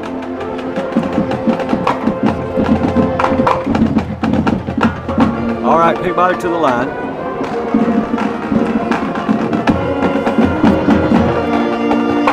It'll be 2nd and 10. Quarterback takes a step, hand to his running back, going off the right side. He's hit at the 50 at the 40-yard line, and he falls about a yard forward, so it'll be down to the 39, so it'll be about a 3-4 yard pickup. About a 4-yard pickup. It'll bring up 3rd down and about 6 for Peabody. So I know we're going to play them the next 2 years. If we book them, I hope we book them the last game of the season. Like them sit outside in the cold? Yes. Hey, I don't blame you. All right, Peabody to the line again. Wide outs to either side, man in motion. And they're having some confusion. They got 8 seconds left. They still got a little time, 6. They snapped it with 4 seconds off to go, and they run off the right side. He's got some room as he crosses the 35, short of the 1st down, but that was number 13. Close. He's going to be within about a couple of yards. That was number 13 for the Tigers. It's a sophomore in Milton. Okay, so we got a Tiger down. Yeah, and FY, the player before it was a cramp, and that's what it appears this is a cramp. And those usually don't take too long, but it just depends on how bad the cramp is. But it will be 4th down and 2, so Peabody kind of getting a break here. They get to come over and talk about it without taking a timeout about what they're going to do. And my guess is, that they're going to go for it because we just hadn't got any offense going yet. So if they go for it and don't make it, we've only got 3 minutes and a half left to get in the end zone. And I don't think we've made but one first down tonight that I can recall. Huntington 14, McKenzie 7, Wow. Milan 35, Jackson Southside 0, Gibson County 6, West Carroll nothing. And that's really all I've got as far as ours. I don't know what the Halls and Humboldt All score right, is. 4th down and 2. Peabody is lined up to go for it. They'll have 2 wide. Now, watch for the offside. You know, this is the exact place that you would try to have a hard count and pull off. They didn't do it. And they get the first down. The running back goes out the right side. And I mean, that guy was quick. I saw him when he took off. He took off like a bullet in the hand of the ball. He just shot through there for the first down. Not just a first down, it's a security blanket first down. So they moved the sticks, and it will be down to the 23-yard line. First down and 10 for Peabody with exactly 2 minutes and 55 seconds left until halftime. Peabody 7, Ripley 0. Up to the line now. Quarterback hands it to his running back. Going off the right side. And a pretty good job again by the Ripley defense. They might have given up a yard, but not much. So the Tigers defense, we've only given up 7 points in the first half. So I guess, I won't say Peabody's the strongest team we're going to play this year, but they're far from, they're not the weakest either. Yeah. So we've got 2:20 and counting. 2nd down and 9.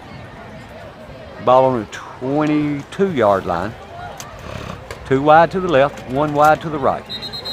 Slot to the right, flag comes out before the snap, and the What is sideline warning sideline warning? against Peabody. So that means nothing happens. Just play the down. Just don't do it again. He just wanted to throw his flag. All right, here we go. Clock's winding down to 2:10. Man in motion. Quarterback takes a low snap, and it's a screen pass, and he's caught. We almost had him back there, and they're going to reverse field. We got a flag. He's still on his feet. We've missed about 8 tackles, 9 now, and but there's a flag. I think it's going to be a hold. I think it's going to come back. But man, we're just getting too many hands on him, and not any shoulders or hats. Well, you can't fingertip. You can't fingertip tackle. You can't even arm tackle. I mean, I say we're putting hands on people. We're not putting hats and shoulders on people. And let's see if what I thought the call was is going to be right. I thought it'd be a hold against Peabody. It was in the area where I thought it would be, but no signal from the head ref yet. Convicts are having a meeting out there. All right, let's see the call. I don't know. They didn't mark it off. All right, now it looks like they're going to do something. Personal foul, Peabody. So that'll back them up 15. Yeah, that's good. And it will be 1 minute and 54 seconds left till halftime, so it's going to make it 2nd down and 25. So hopefully we can hold them out until halftime and come out only trailing by 1 touchdown and get the ball back and I hope so, score Mike. up early. Defensively, defense has done their job. Yeah, I mean, you only give up 7 points to a good team. I mean, But now, and that part of 7 it's because come on they've football. dropped 3 passes, Yeah, too. yeah. And we could just as easily be behind 21 or 28 to nothing at this point from their mistakes. All right, it'll be 2nd down and about 25 to go. Ball on the 38-yard line of Peabody. Wide to either side. Quarterback takes snap, hands it. No, he takes the handoff. He's looking to pass right over the middle, and it goes through 3 or 4 people's hands. And again, he threw into double and triple coverage. Now, there were two receivers, kind of one behind the other, about 5 or 6 yards. Now, I'm not sure if he was throwing it to the first guy or the second guy, the second receiver, but the second one was covered up. Yeah, but look, it looked like we got a hand on that ball and tipped that ball we might away. have. That might have been that. And if we did, that good heads-up play. You know, I want to give a shout out to the workers on our football stadium. Everything's looking good, going good. I hope we get to play at least one game this year in the stadium. I agree with you. All right, it'll be 3rd and 25 now. So Peabody with 1 minute and 39 seconds left until halftime. Lead the Tigers 7-0. Peabody's going to have 2 wide to the right, 1 wide to the left. Quarterback will be in the gun, 1 running back to his right. Quarterback hands it to his running back, going right up the gut. He breaks 2 or 3 tackles, He picks up about 15, but it's still going to be 4th down and about, you probably didn't get 15, it gets like Meadows on the carry. 13. So it's going to bring up 4th down and about, I say they go for it. It'll bring up 13 or well, about 14. Yeah. Yeah, I mean, at this point, they're going. You don't have a field goal kicker where you can get 3 points. You know, like I said, the ball is at the 28. If it goes in the end zone, we get back to the 20, so they might as well take a chance and go for it. That's what I do. You take away that fumble we had, and this 0-0 going in halftime. Or 6-6. Yeah. I mean, no, you're right. It'd be more like 0-0. Yeah, because I mean, we set them up for their touchdown. We're down to 54 seconds to go, so they're not in any hurry. They're going to let the time run out. And They then just don't want us to get the ball back again, so they call a timeout with 49 seconds to go. And with their timeout, we'll take 1, 2, and be back right after this.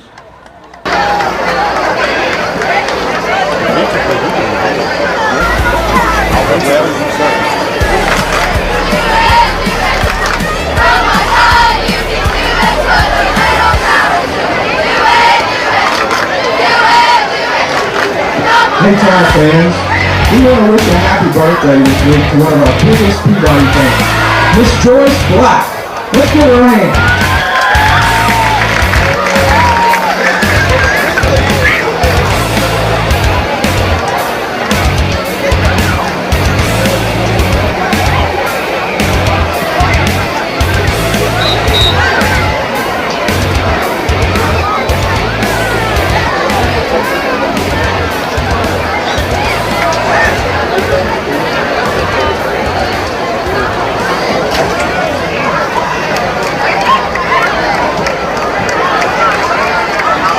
We are back to the last 49 seconds.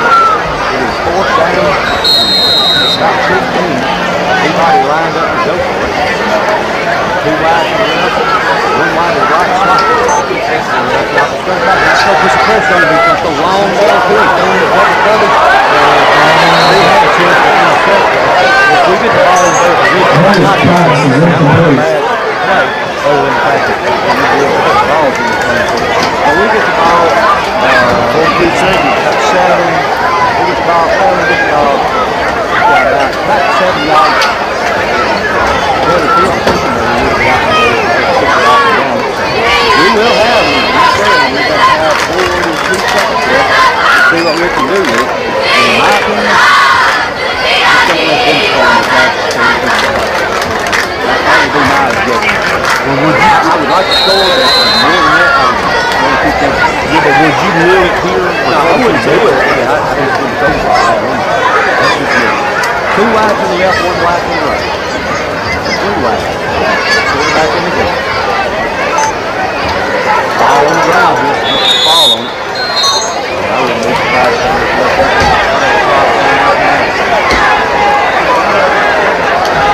so Ripley's going to lead. He's got 5 yards. Ripley must have got to the line at 45 seconds. Treasure recovers the fumble. Ball, they're not ready. All right, now flag comes out. Sideline, what's the second one? There should be a penalty. I thought on the second one he got the penalty. I thought he got the one. How much further did you want me to go back? He got to stay Behind that yellow line? All right. Give me 1 second. Yeah. And they do move all these penalties. 5-yard penalty. So that'll move the ball back to the original line. The ball will be at the 27. And we're second down to 2. 21 seconds to go. Peabody on top of Ripley, 7 to 1. Ripley will get the ball to start the second half. Ripley put a big fella in the back. That's number 6 back there. That's number 6, quarterback, number 11. That's sophomore Pearson. 3 wide to the left, 1 wide to the right. Drop straight back, let's throw. And the ball is tipped. And Crawford's going to have to pick it out. We've got to hold him out. Pass is incomplete. Quarterback's got to realize that he's got to Broken up by Elliott. It'll bring up 3rd down. But at least it wasn't intercepted. We've got 12 seconds left. My main goal is to not let them score in the last 2 seconds. What I would do is just sit everybody out, throw it, and get a touchdown, get it on, put on. And if they pick it off, run it back. All time to run out by then, we'll stop. We'll still be on the Oh, I know that. Yeah, I know It that. won't be like that. When my son's, I'll come forward. pass. We had a kid that ran for a touchdown instead of Drake, and the buzzer went off and he stopped. All right, back to our action call. 22 running back, number 11. He takes out to about the 29-yard line. And that's going to be the last play of this first half. At the end of 2 quarters of play, he was going to get Peabody.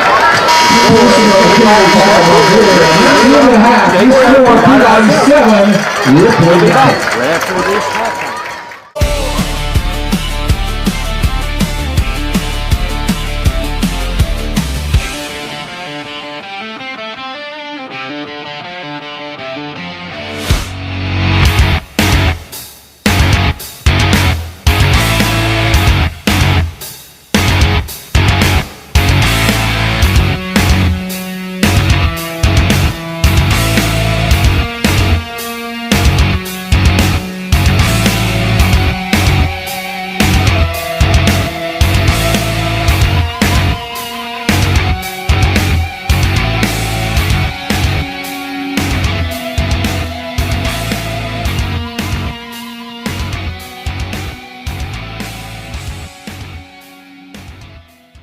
Welcome to Tiger TV's live broadcast of Ripley High School football.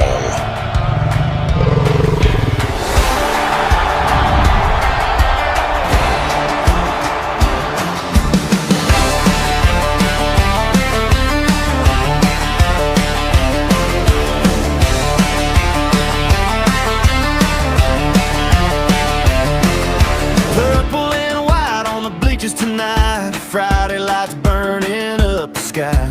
Feet on the ground, we came to stand. Ripley High, you know the plan. Tigers pounding. Hot there. Right,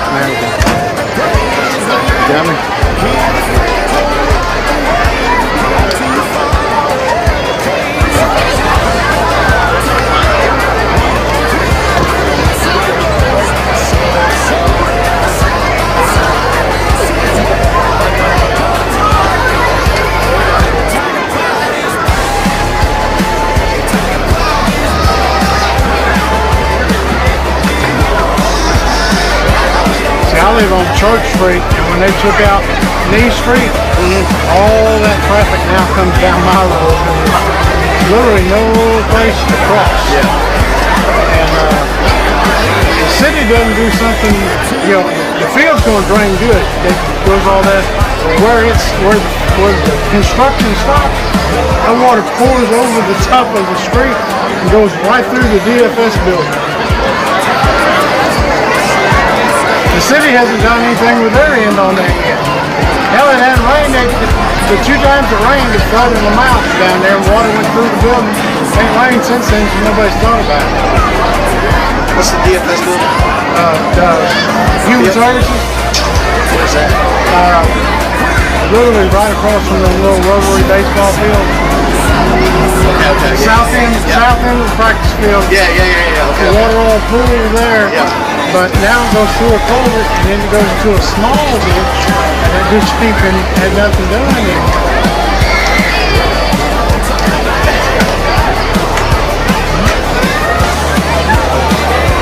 That's the funny thing about erosion and water.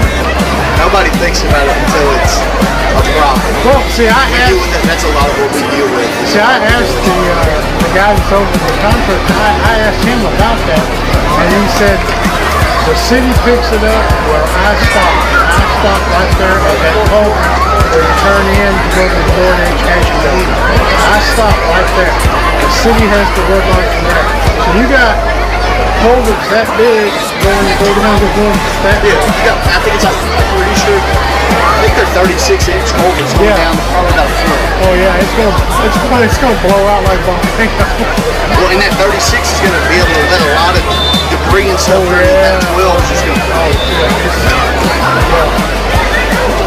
Especially with them doing all that construction on it, there's no telling how much sediment has already started. And it ain't rained in a month, so all this stuff's just sitting there waiting. As you can imagine, working in dirt and grass and stuff like that, when it rains, I mean, you'll lose their spots where you'll lose like 6, 7, 8 foot of dirt. I grew up on a farm. Yeah, just a 3/4 inch rain, you'll lose lose 6, 7, 8 foot of dirt.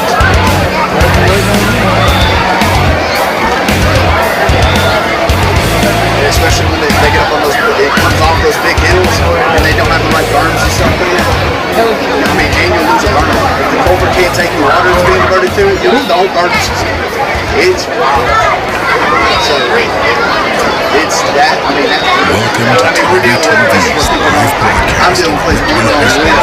So, being that, the next time it rains, they'll, like you said, they'll remember. Next time you get 3 rains in a day, which you'll get in about a month. Oh yeah, it's coming. Yeah, you'll be getting 3 inches of rain in 2 days. Oh yeah.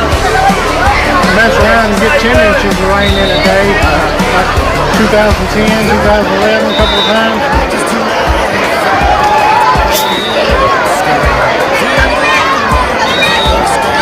I don't know if you know where the railroad trestle is in Henning, but the one that was next to the old city hall, it's only like 8 feet tall, in the barrel. That's the way I'm from Tipping County, so I would come through. So when in 2010, when we got that like 12 inches of rain in 10 hours, the water was coming over the top of the railroad trestle.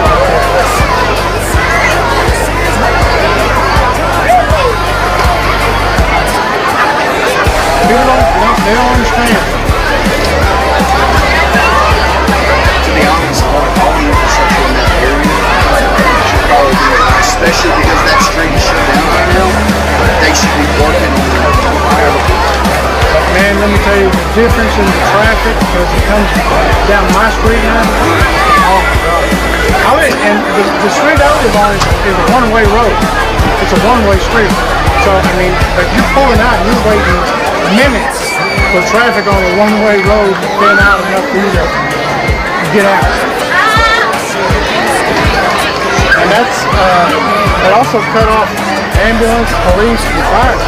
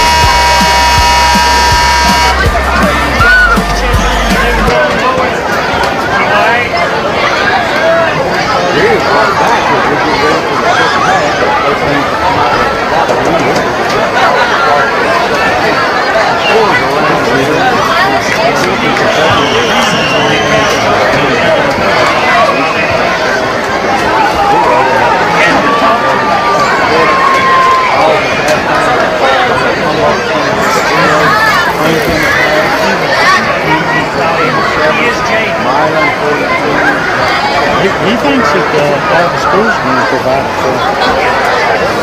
Yeah, I told him, I said, I don't know what the school's going to provide it. He said, oh no, I know Franklin. I've been doing this for 30 years. I know that.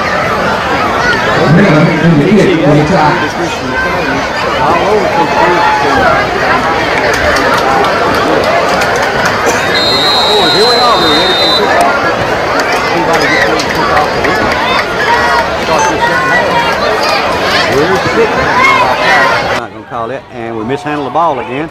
And we just had to fall down on it at about the 25-yard line. Come on, Crazy Hoss. I don't know about that mew. We got to do something now. We got the ball. We got decent field position. Well, the defense. We could have had better field position if we'd have handled the ball cleanly about 10 yards up. Well, the defense had done their job. It's just the offense hadn't done much of anything. Right, they're giving another sideline warning, but I said that one. So what would they do if we give them another one? Another penalty? Another penalty. But they pointed toward Ripley's side, so I don't think we got enough players to have a sideline. Yeah, I think we got 28. I mean, they got their sideline is 3/4 full. We've got a few on our sideline. All right, here come the Tigers. 2 wide left, 2 wide to the right. Let's see what kind of adjustments we made at halftime. Hand the ball off to the running back. He's going off the left side. And he picked up about 4 yards, but if he'd have cut to the right instead of the left, when he made that cut, I think he picked up a couple more. But either way, we still pick up 4 yards, so it'll make it second down 6. That's a good time for the Tigers. We can just block and give number 11 Pearson some room. He got the speed. And you got to have that vision. You got to see those holes. And we hit the hole, but the cut we missed. All right, dropping straight back to pass. It's a little screen pass. It's complete, and we break the first tackle. The second one gets him it's going to be maybe about a 2-yard gain. But still, it'll be 3rd down and around 4 now for Ripley. So the Tigers with 11-11 to go in the 3rd quarter. Ripley trails by the score of 7-0. I hadn't seen Cash Parker in tonight, number 68 for the Tigers. He's a senior. He's the offensive lineman, defensive lineman. All right, Ripley up to the line, 2 wide to either side. Quarterback in the gun. And we pull them off sides, all right. And that gives us a first down. Yep. All right, now things maybe are starting to click. So we get, and that's a Farm Bureau Insurance. Ripley Tigers, first down. Thank Farm Bureau Insurance for sponsoring the first down. And this is, I don't know how many of the year they've done it. They've been doing it for a long time, and we appreciate it very much every year. All right, Ripley up to the line. Same formation.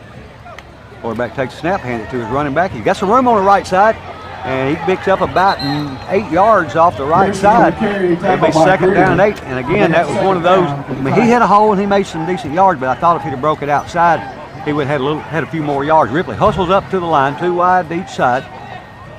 Quarterback takes a snap, hand it to that same running back again, and got pretty pushing. We got some room. He breaks the first man, and the 2nd and 3rd one get him, but not until he gets a Farm Bureau Insurance. Ripley Tiger first down inside the 40. Now this is the way. This is the offense that we've been looking for. Yeah, and I could see, but when they started running this way, before the ball carrier ever got to the line of scrimmage, we'd made a push on that side, and we had them back, and that's the reason we have that opening over there and have some space to run in. But we are down to 10 minutes to go in the 3rd quarter. It's Farm Bureau Insurance. Ripley Tiger first down. Ball is at the 38-yard line. Quarterback hands the ball to number 11 again. He breaks the first tackle and runs 2 or 3 and runs hard down to about the 31-yard line, which should be a pickup of about 6 or 7. I think what Coach and them is doing in this second half, Mike, is they're running that speed offense to keep Trenton off. 2 wide to either side to hand the ball to the running back again. He bends it. Again, he picks up decent yards, but if he'd have bent it outside just a little bit more, I think, and of course I know the coach is probably calling the play and he's running toward the hole that they're calling, but when you get close to it, you've got the first down. You got to make that instant decision to whether to break outside or inside. And again, as you heard, that is another Farm Bureau Insurance Ripley Tiger first down. Ripley to the line, 2 wide to either side. Quarterback in the gun, and we pull them offside again. And I would have tried to use that on when it was 2nd and 5 or something like that. But anyway, to still make it more manageable, it'll be first down and 5. Ball start Ripley. Oh, against Ripley. Yes, I was going to break it up. I thought it was going to be against them, so we pulled them offside. Okay, all right. We got it. We know what the snap count is. That's the part that always bothers me about the offense jumping offside. The defense shouldn't do it, but the offense knows what the snap count is. So they definitely shouldn't. Not that I had never done it before myself either. All right, here we go. 2 wide left, 2 wide to the right. Quarterback hands it again to his running back, who's trying to go up the middle. Now that's the way to break it. He breaks it outside this time. There you go. He's got the first down. He's going to go we got all a flag. It's going to be called back, it looks like, but we go into the end zone. I'm going to go ahead and give it to us for the time. Yeah. Now the score, Ripley 6 to Peabody 7, but a flag is going to bring it back. And that was exactly, he started inside, it opened up outside, he bent it back outside and was able to get down the sideline. Unfortunately, it's called back because of a hold against Ripley. So that'll go back from the spot of the hold, which looks like it was about the 30, somewhere between 25 and 30 where the flag went down. So that'll back us up and take that touchdown off the board. I hate that because that was a Bank Tennessee Ripley Tiger touchdown. Well, we did it before. We'll do it again. All right, we've got to keep the momentum going, and we've got to give a big thank you to Tiger TV for broadcasting this game, because we've got a decent crowd here, but I know it's a lot more people watching it than it is here. So glad you tuned in. 2 wide to either side, and quarterback is going to take the handoff, run himself, and he gets met after about maybe a 3-yard gain. He's down to the 35. So not a big gain there, but Frazier on the carry, enough tackled by to Lennon for the tie to bring up second down. Well, we know that Deshaun Barnes is number 1, ran at the end for the touchdown. He's pretty speedy. yeah, he had good vision on that run.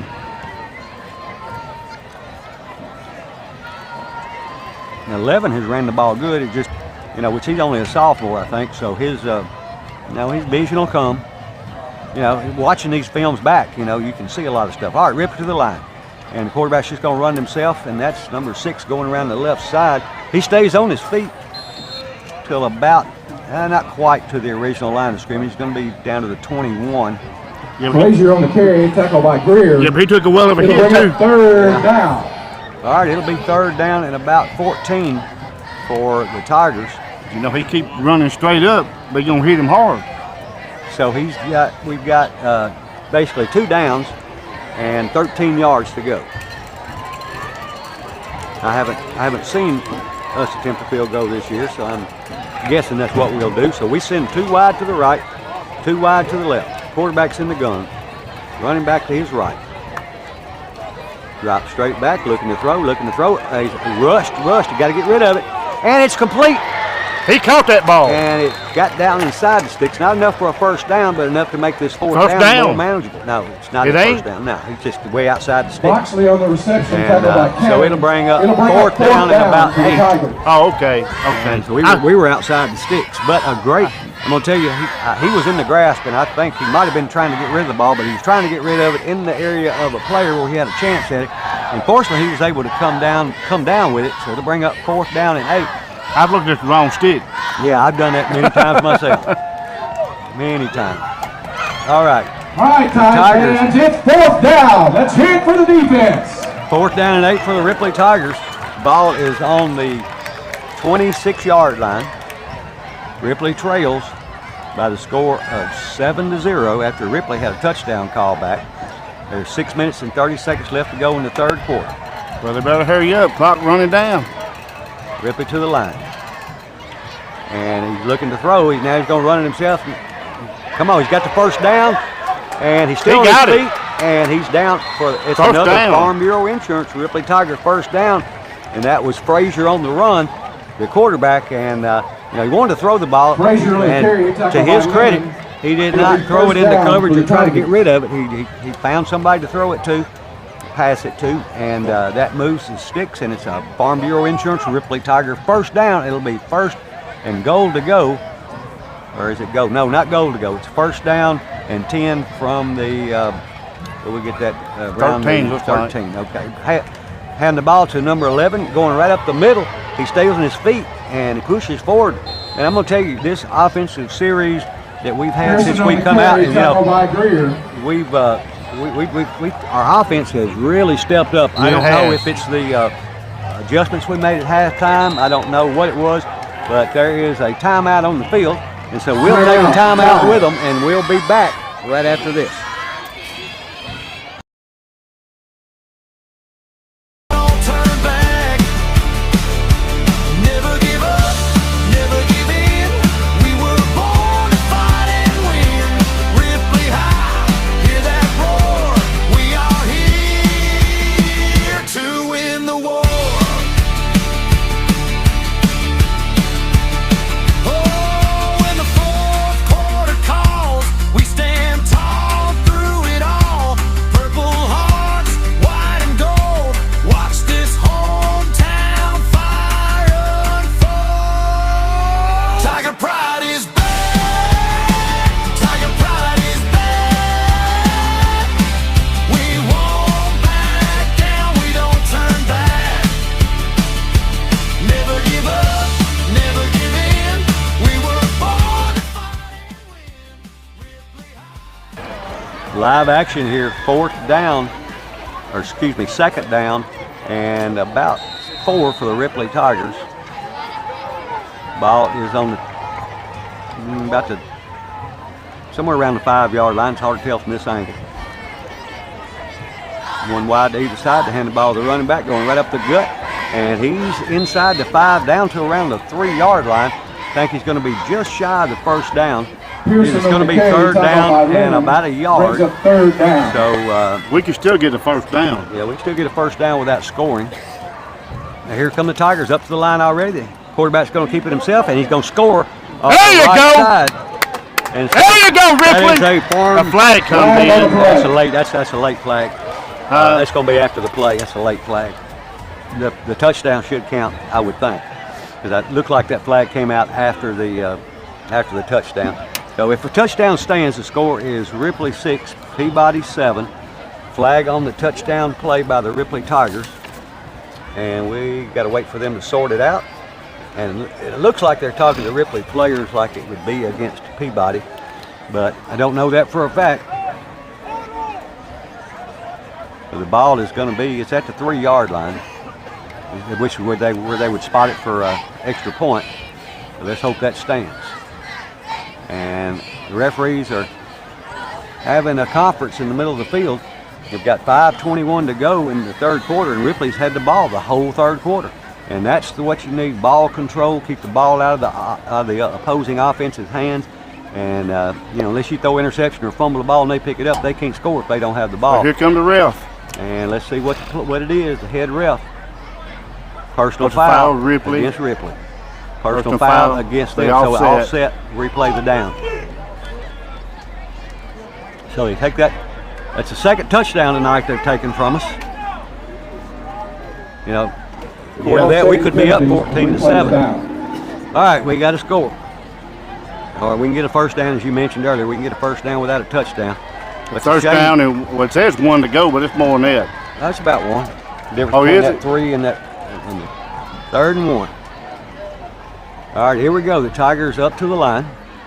They'll have 2 wide to the right, 2 wide to the left. The referee still standing over the ball, holding up play. The quarterback will be he'll be in shotgun.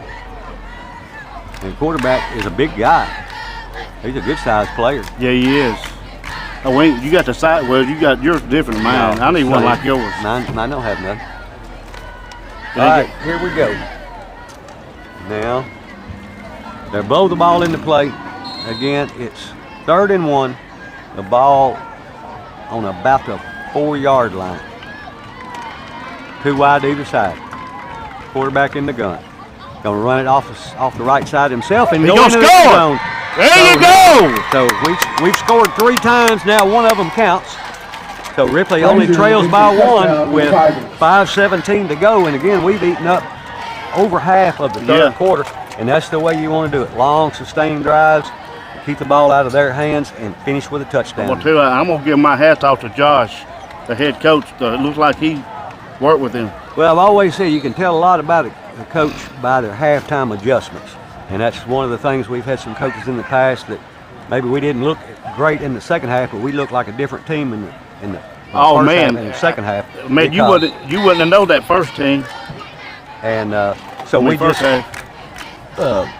so when you make those adjustments, and a coach, that's something you have to make on the fly. You get to talk about it a little bit during the halftime, but try to make it on the fly during the first quarter. But anyway, here comes Ripley. They're going for the 2-point conversion in the lead. So Ripley is going to go for the 2-point conversion. They'll either be up by 1 or down by 1. And they haven't stopped us going off the right side yet with the quarterback running the ball, and they put a man in motion. And the quarterback's going off the right side again, and he is not going to get in. No, he's not going to get in. So Ripley's 2-point attempt No good. fails, and so Peabody still leads by the score of 7-6.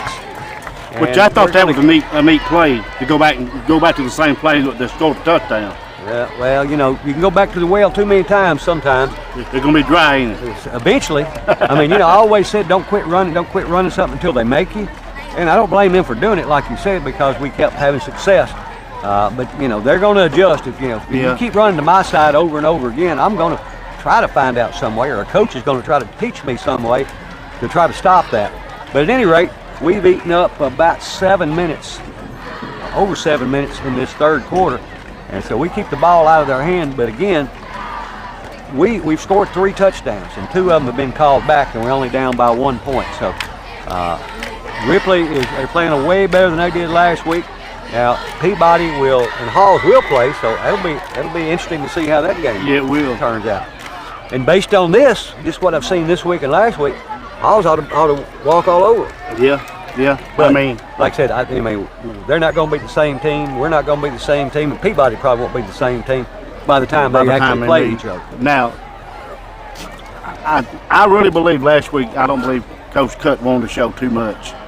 Mission accomplished in that ball game. Now we should have started out the first half like we did the second half, and then it might be a different ball game. Yeah. Oh well. Yeah. All right, we're ready to kick the ball off and get it into play. Number 48 again kicking off for the Tigers, McCorkle. And here's the kick, and it's a short kick, not handled cleanly, but they do get back on it at the 40. So they will have pretty good field position starting at their own 40. They've got 5 minutes and 13 seconds left to go in this quarter. And they lead Ripley by the score of 7-6. And now Peabody will go back on offense. For the Tide on their own 41-yard line. We don't need to give up nothing, Mike. We need to keep playing like we're playing. Yeah, we need to play defense, continue playing defense like we did in the first half. Take away that fumble that we had in the first half, might be 6-0, Ripley. Yeah, if we had at least one of the other touchdowns called back, could be 12-0. I mean, we've had 2 touchdowns called back. We had 2 called back, but we got one of them back. All right, here comes Ripley. Here comes Ripley to the line on defense. Peabody on offense. They've got 2 wide to the left, the hand to the running back. Going off right tackle. He's in the second level, and he gets past our safety. We got one man that's going to get him, but not until he breaks all the way down inside the 25-yard line. And we had some players that had a chance to get him, but just couldn't come down. But we've got first down. That give them the first down. Ripley has an injured player, and it appears that it's a cramp. And it's on our sideline, so it shouldn't take too long. I don't know how the outcome's going to be. If we come out on the losing end, we finally have seen some good Ripley football. Oh, I agree.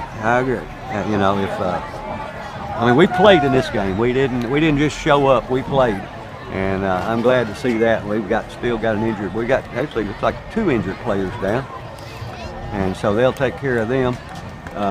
Now, from what I've seen from Peabody side, they're not going to beat Miley. They're not going to beat Huntington. Oh, I agree with that. They're not going to be a lot of teams in their district, but I don't know if McKenzie's in their district, but I think McKenzie's 1A. Yeah, I think you're right. Yeah, they are, because Dresden's 1A, and they play them. I know they play them, and they're in their region. That's like we were talking about last week. We play in the same region with the 3A state championship, and Halls plays in the same region with the 2A state championship. I think after this year, that's going to change it. I mean, I've talked to Blake from Halls, and they're dropping down next year. Well, I don't know how much easier that'll be, but it couldn't get much harder. Well, you're going to have South Fulton, Dresden, I don't know, I suppose Lake County. Yeah, I'm not sure. I'm not sure. I know it was 2 or 3 teams in there I thought were really, really good. Maybe Peabody. I really don't remember. All right, here come the Golden Tide to the line. They got 3 wide, 2 wide to the left and a wing to the left. Quarterback hands the ball to his running back trying to get outside. He breaks it right up through the gut and goes down again. We had somebody that just dove at his ankles, at his feet, his shins, and just kind of put his head down. He stepped over him, and the next guy had to make the tackle. Might not have been but a yard or 2 difference, but sometimes that makes a difference in winning or losing the game, a yard or 2. Number 2 for Peabody, he's a junior, but he's a real good running back. Yeah, he is. I mean, they've got a lot of athletes on their team.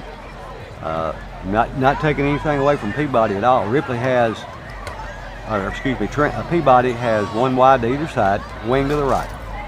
And the ball to the running back right up the gut. And he runs into a host of Tigers. And they bring him down I don't think he gained anything. If he did, it might have been a yard, but I think it was for no gain. 5. All right, Hoss, it's a big 3rd down here. We need to hold them. We need to plug the hole. Of course, they're gonna go for it on 4 too. So yeah, it's 3rd and 5. So if we can hold them here, we'll have 1 more shot to hold them, get the ball back over on downs. Well, there's 3:30 to go in this 3rd quarter. Ripley come out playing some outstanding football. Yeah. And 100%. they can only get better. All right, one wide to the left, one wide to the right. Quarterback in the gun, puts a man in motion, hands the ball to his running back. Oh, he gets into the second level. No, he doesn't. Quarterback still got it.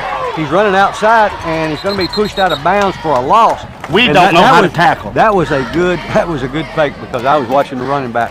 He beat me that time. But anyway, he rolls out, and like I said, we're in position. And again, that's what they say. I've heard Coach Crew say it a million times. You can put kids in the position, but they got to make the play. You can't make the play for them. So from what I'm seeing, we've got guys in position. They're just not making the play all the time. Well, you're right. It is fourth down. It's fourth down and 8. Ripley's need to hold. The ball is on the 23-yard line, and we've got to hold them here and get the ball back. And we have a chance to go ahead if we can play offense again like we did with only 3 minutes to go in the second quarter. Quarterback drops straight back, looking to throw. He's got a man.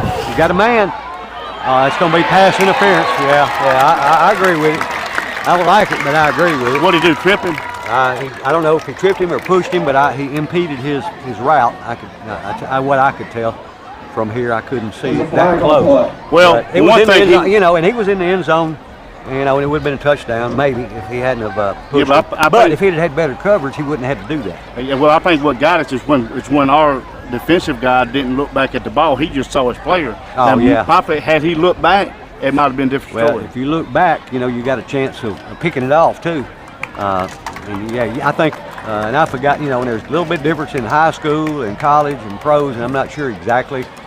But some of them on the defense, if you're looking at the ball and both people are going for it, it's a fight for the ball. They don't call it that way. But, all right, they're saying it's a first down. Is that what they said?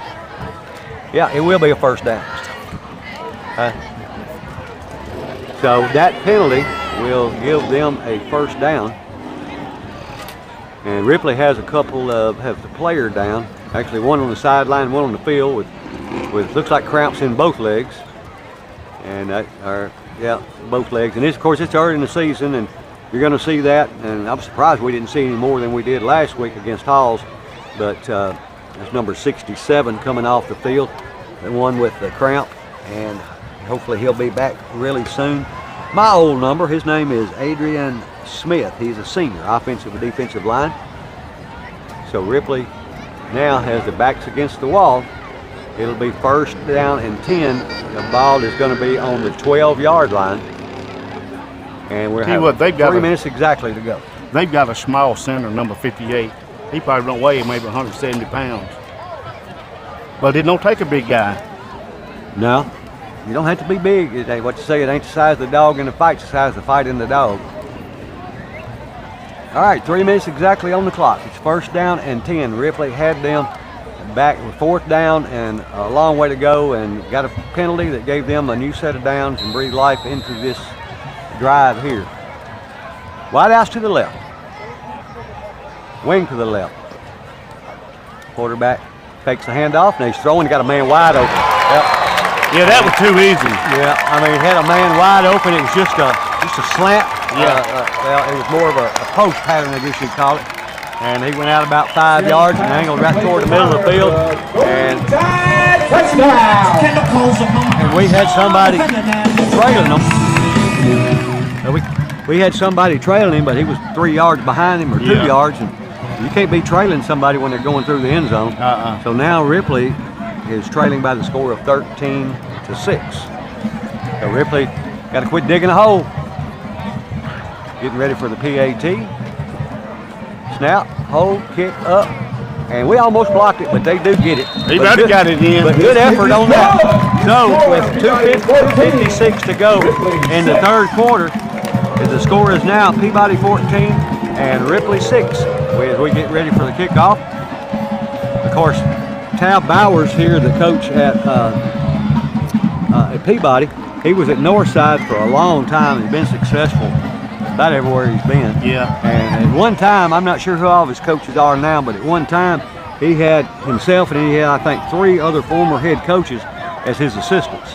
And, they've been good for a long time.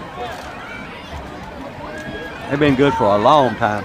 Well, and you know, and they've had a coaching staff that's been together for a long time. yeah. Well, next week we travel up to 88 to Crockett County to take on the Crockett County Cavaliers in a big game. Oh yeah, you're right. Yeah, you know, the Cavaliers, Crockett County, and I haven't seen what they've done tonight. Have you? No, I hadn't seen them. I hadn't seen no score, but I know they got a big running back that's pretty good, and the quarterback's I've pretty heard good. that. I don't even know who they played tonight. They played at Nashville Collegiate. Oh, okay. Yeah, they playing somebody that I never even heard of, let alone know anything No, I about. think it's like a little private school. Okay. Well, we'll go there next week. So Yeah. We'll have to buckle up because one thing you can always say about Crockett is they're always going to play hard. And of course, the coach there, Coach Ward, is a great coach. He was at Camden for a long time before he came to Crockett, but very successful there, and obviously continuing that trend as he. I don't know how many years he's headed up Crockett. It's quite a few now. All right, we're ready for the kickoff.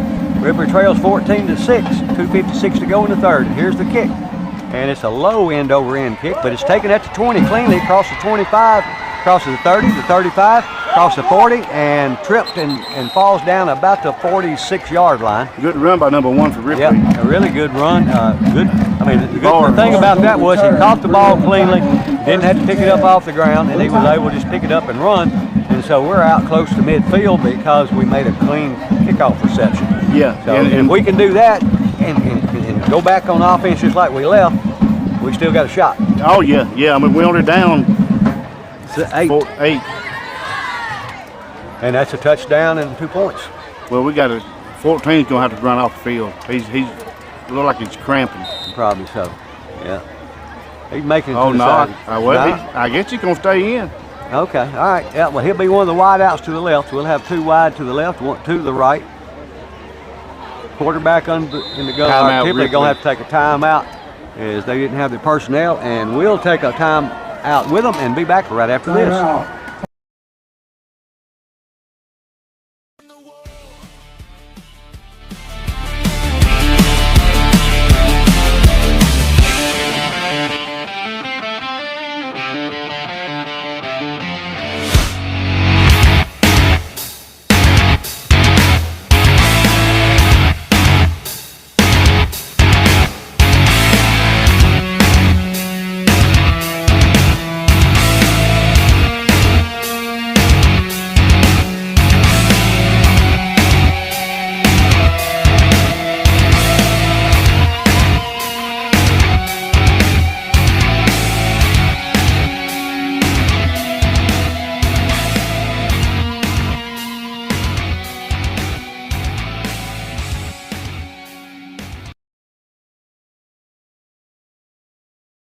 And 49 seconds left to go in this third quarter.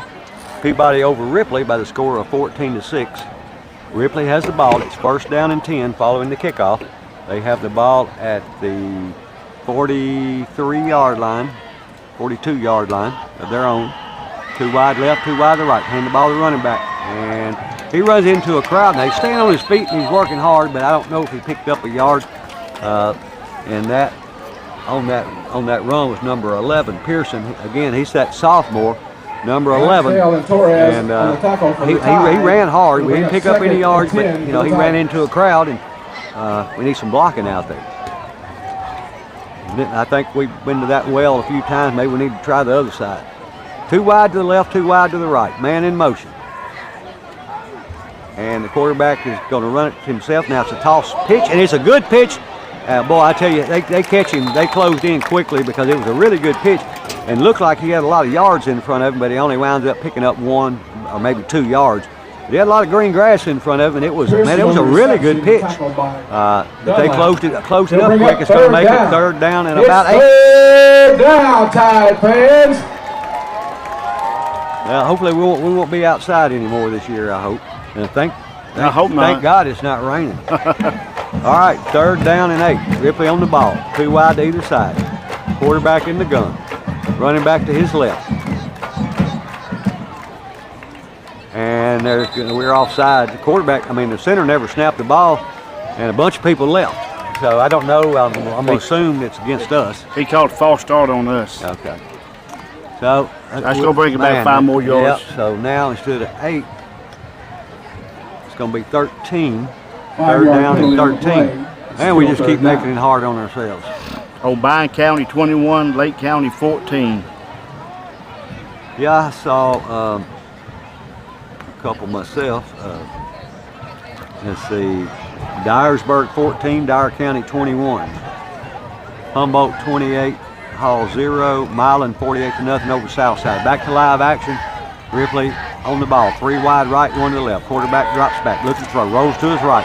Looking downfield, he's got some room, he's going to run it himself. He gets past the first tackler and the second one, and they bring him down just across the 50. So it's going to bring up 4th down and short with a flag. In the backfield. And let's see what that's going to be. We had one of our players and one of their players back there, and I don't know if that meant we were just blocking him that hard or if we did holding, holding against Ripley. Now we're going backwards again. We were within 2 yards. It was going to be 4th down and 2. We were in 2 yards of making that first down, and that's what, 2 plays out of the last 2, or at least out of the last 3, where we're going backwards. That goes down to discipline, and I'm just going to say it and call it like it is, because I don't care.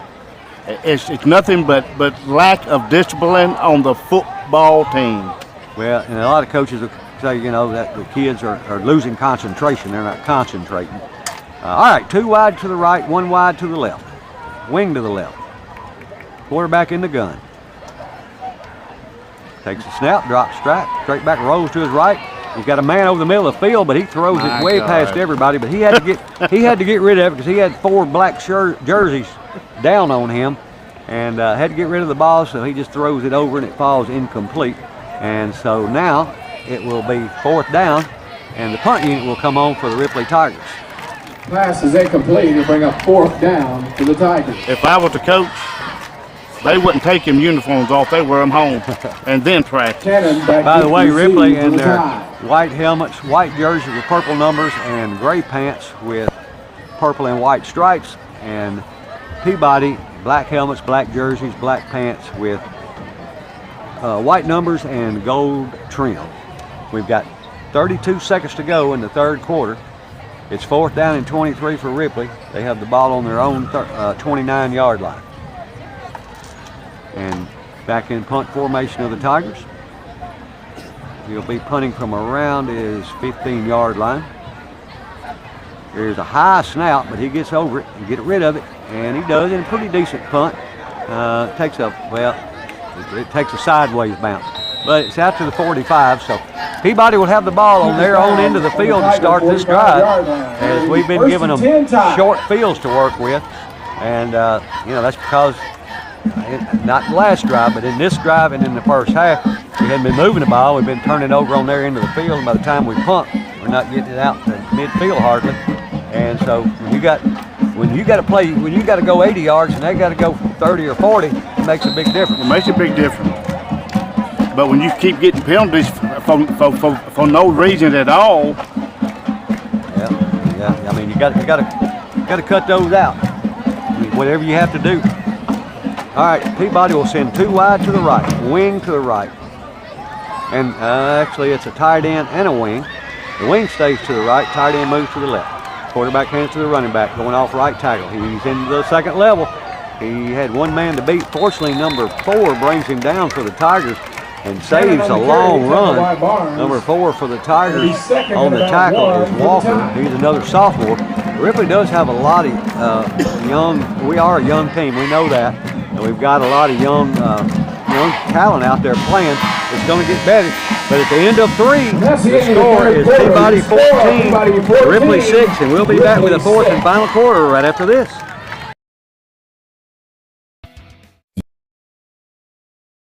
Welcome to Tiger TV's live broadcast of Ripley High School football.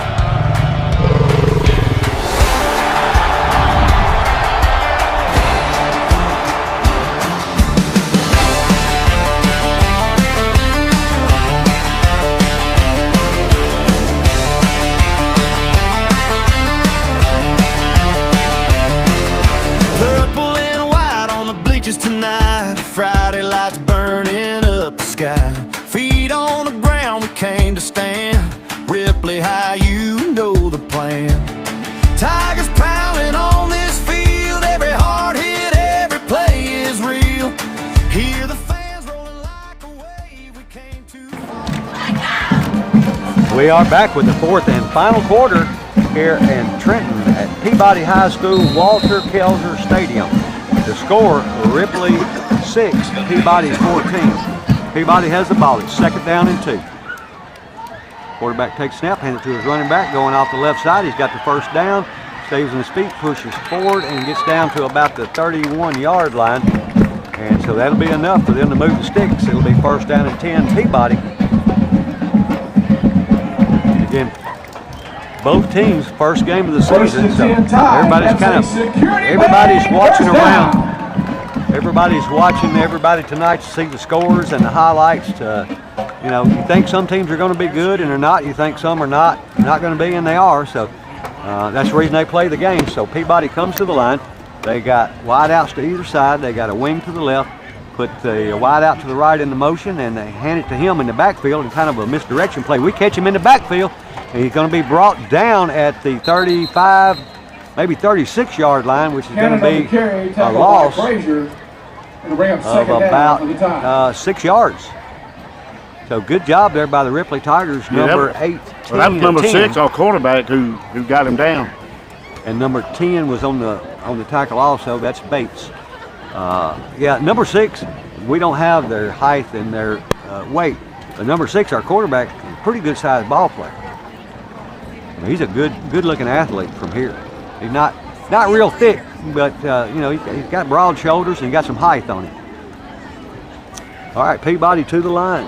And again, 2 wide to the left, nobody wide to the right, wing to the left. Quarterback in the gun, takes a snap, hands it to his running back, goes off left tackle. And he fights hard and picks up maybe 2 or 3. The Tiger defense is tightening up. That's what I said last week. They need to tighten up. And I think they listened to me. They did. I think they listened to me. All right, I'm going to say this thing. Let's win. All we got to do is do it. And if they listen to me on that, then I'll just keep saying it. That scoreboard is confusing. Yeah, it is. I mean, they at least need to have the scores a different color. Well, I think it's 3rd down and 13. Yeah, ball on. And see, they don't have it right. Like it says, the ball is on the 14-yard line, and they're on the 34. All right, 3rd down and about 13 for Peabody. 2 wide right, double wing. Back in the gun. They jump off sides. Yep. So we back them up 5 more yards. So it'll be 3rd down and 18 now. Of course, we know they don't have a kicker, so they've got 2 downs. But if we can hold them less than 9 yards a down, the ball will go over on downs. I'm trying to. 3rd down. So we, you know, I don't know. Maybe we were just, I don't know. I'm like, this doesn't look like the same team as last week. We're playing totally different. I don't know. I don't know the difference, but I'm glad to see the difference. Yeah. Now, what'd you say? You about an hour from here? An hour from Ripley? About an hour. All right, we've got 9:26 to go in this ball game. Ripley trails 14-6. And there is a timeout by Peabody, and we'll take it with them and be back after this. See.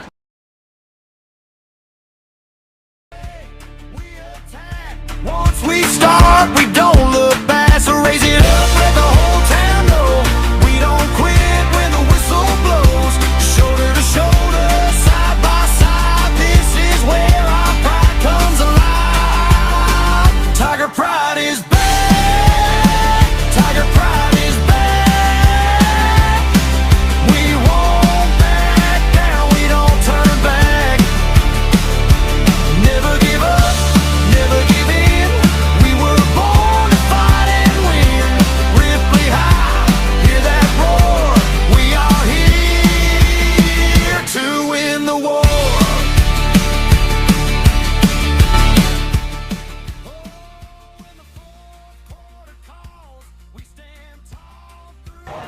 All right, we are back to live action with 9:22 to go in the ball game.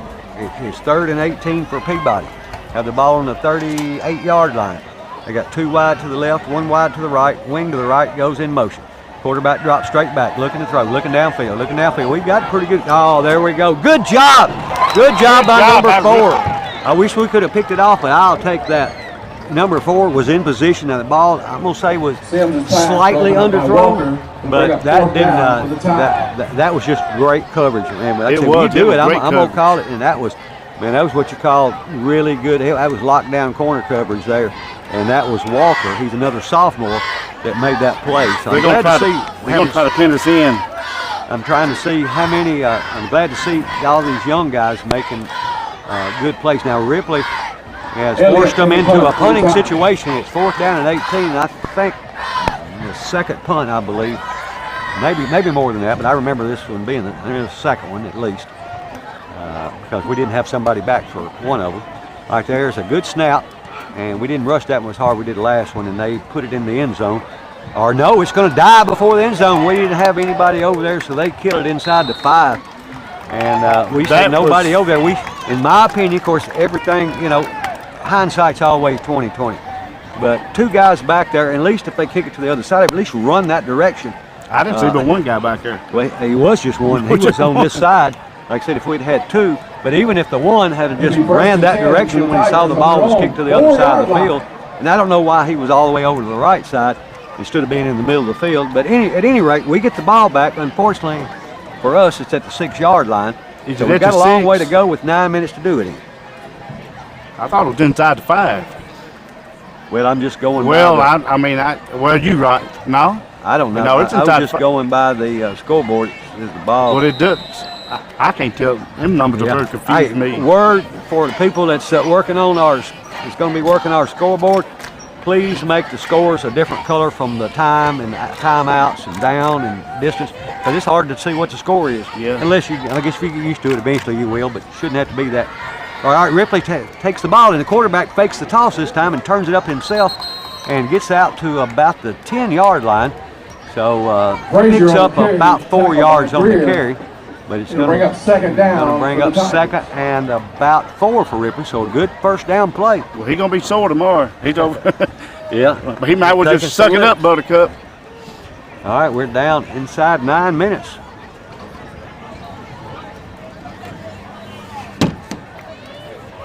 Ripley will break the huddle. They'll send 2 wide to the right, 2 wide to the left. Quarterback is in the gun. One running back to his left. Quarterback takes a snap. He hands it to that running back. He does a good job on the first cut to get away from a couple of people, or the first defender. And they were doing a good job of pushing the pile. He's still on his feet. They're going to say his forward progress was down about a yard short of the first down. And, but he got the first down. But they need to start doing a situation like that, and that is a first down. So that's a Farm Bureau insurance for Ripley Tiger first down. So we get out of the shadow of our goal post, but we got to learn like we did that year that we had our big offensive lineman in 2020, where they used to push the pile. Sometimes they'd push the pile 5 or 6 yards. All right, it will be a first down for the Tigers. Again, another Farm Bureau insurance, Ripley Tigers first down. It will be so we'll have 3 wide to the left, nobody wide to the right this time. And we put a wing to the right. Still got 10 seconds on the play clock. That's 7. Quarterback takes a snap. He hands it to his running back. Good cut there by the running back. He picks up the first down. It looks like, yes. He's got let's see. It's going to be close. Maybe he doesn't have it. Let's see where the spot is. Pearson on the carry, tackled by Lennon for the tie. And it's going to be short of the first down. This ball's going to be at the 23-yard line. Well, let me ask you a question there, Mr. Mike. I don't know if I can answer it. Yeah, you can. All right. Next week we go to Crockett County. They played a team tonight that they beat by 68-0. How does that help them in next week's game? It don't, in my opinion, because they didn't play. That's the reason. Typically, and I hate to keep going back to this, but Coach Creek was there a long time. He did a lot of good stuff. He got rid of those powder puffs that we played the first 2 games of the season that we did for years. I know we did all the way back to when my kids were playing. Win 3 and lose 7. And you get them first 2 wins. Start off 2-0, but you still didn't know what you had. Yeah. And so you got to play some competition to find out how good you are. Well, like Rick Flair used to say, to be the best, you got to beat the best. You got to beat the best. 100%. All right, it will be second down and 1 for Ripley. There's 7 minutes exactly to go in the ball game. Ripley has the ball at the 27-yard line. 2 wide left, and a double stack backfield, and they hand the ball to the running back, number 11, goes off the left side.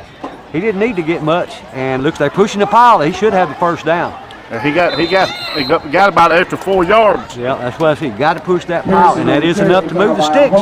So that is another Farm Bureau Insurance Ripley Tiger first down. Well, so far I've been pretty impressed with brother Josh Norcott and his team. They've come along in this game. They've made huge strides from last week to this week.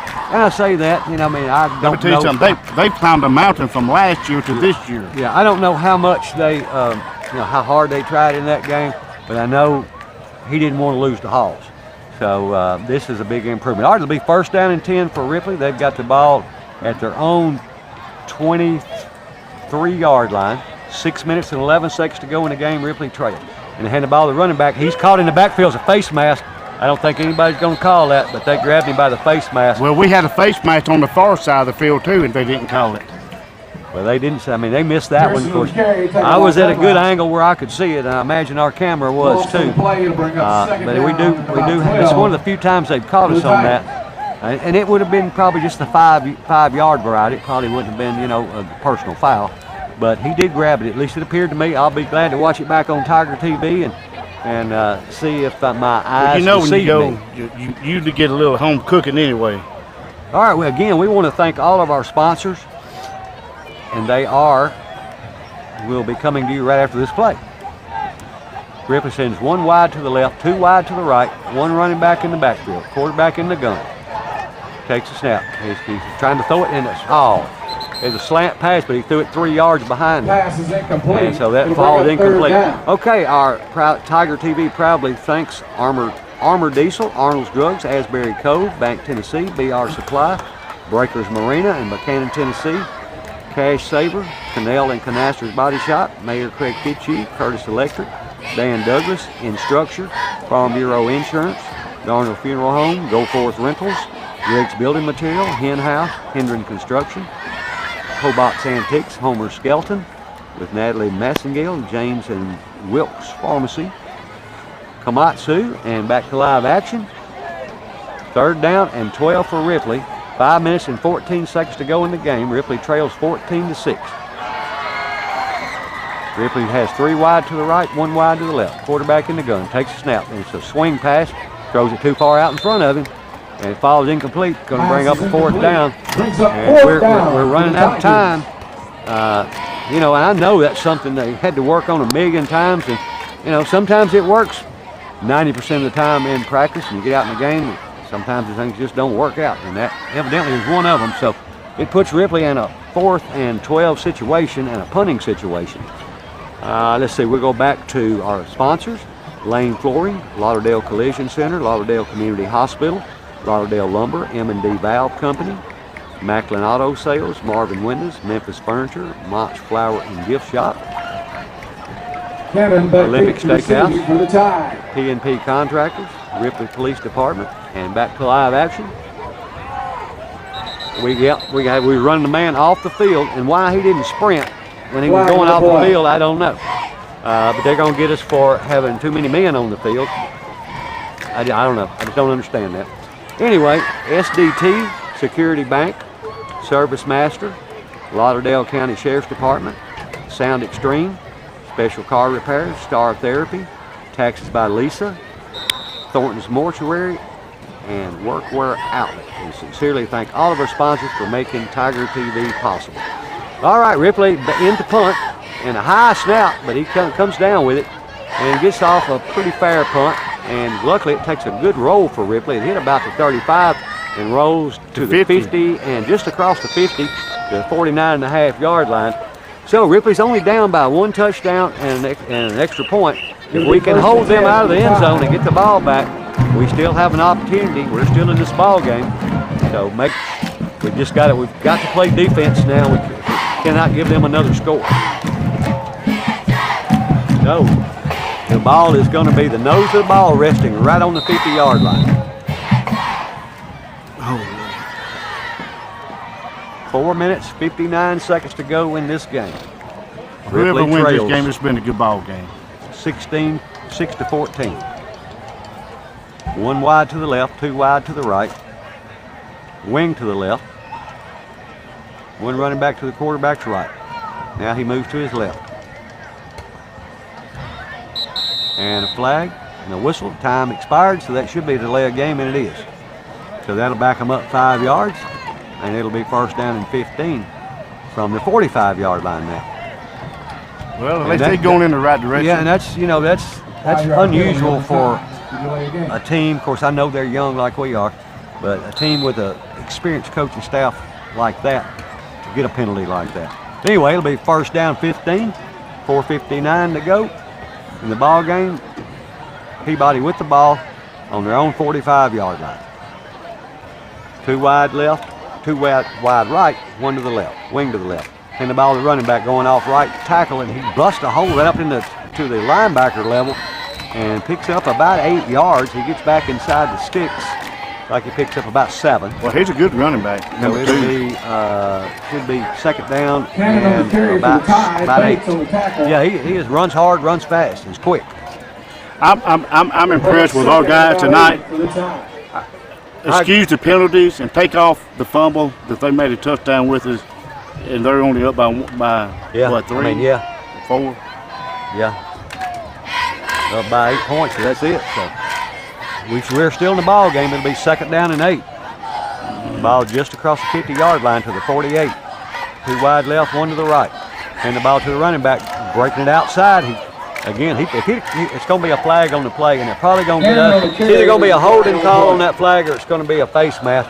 Again, that was another one of those where it looked against them. And it looked to me like if he'd have broke it outside, he had a lot more room, and cut back to the inside. Again, I'm sure that's probably a young running back too, like our young running backs, and it takes time to learn that vision. I believe he's a junior. Number 2 for them. No, he's for them? Yeah. Well, here's those right here. Yeah. 2 is a junior, you're right.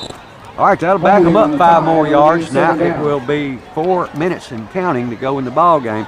It is second down and about 18 for Peabody. 2 wide left, 1 to the right. Quarterback drops straight back, looking to throw. He's got a man downfield. He's throwing short, and it's complete. He's got close to the first down. Let's see if he gets it. I believe he just did get it. He liked 18. I think he got about 19. And we actually had a guy pretty good position, but he was a little short, and the ball went right over his outstretched hand First down for a completion, and that'll move the sticks. And another first down, that'll about do it. They get another first down. They've got one timeout left. We've got 2. But another first down, it's going to be hard for us to come back because we won't have much time left. But again, next Friday night, the Ripley Tigers will be in Crockett County, be in Alamo, taking on the Cavaliers. So make your plans now to come out and support the Tigers because they played a great game tonight. Let's support them. All right, to the line now. Peabody, 2 wide left, 1 to the right. Hand the ball to the running back right up the gut, and a big hole there as he breaks into the secondary level and gets inside the 20 down to about the 18. On the carrier, ball down by Frazier. That's good enough. That was security bang, first down. And to me, that wasn't a bad defense. It was they did a really good job blocking. Yeah, they did. Because I saw the hole, I saw it when it opened up, and I mean, yeah, it's bad that your guy got blocked, but it wasn't. It could have been a lot worse. All right, we've got the final timeout of the game, and we'll take it with them, and we'll be back right after this.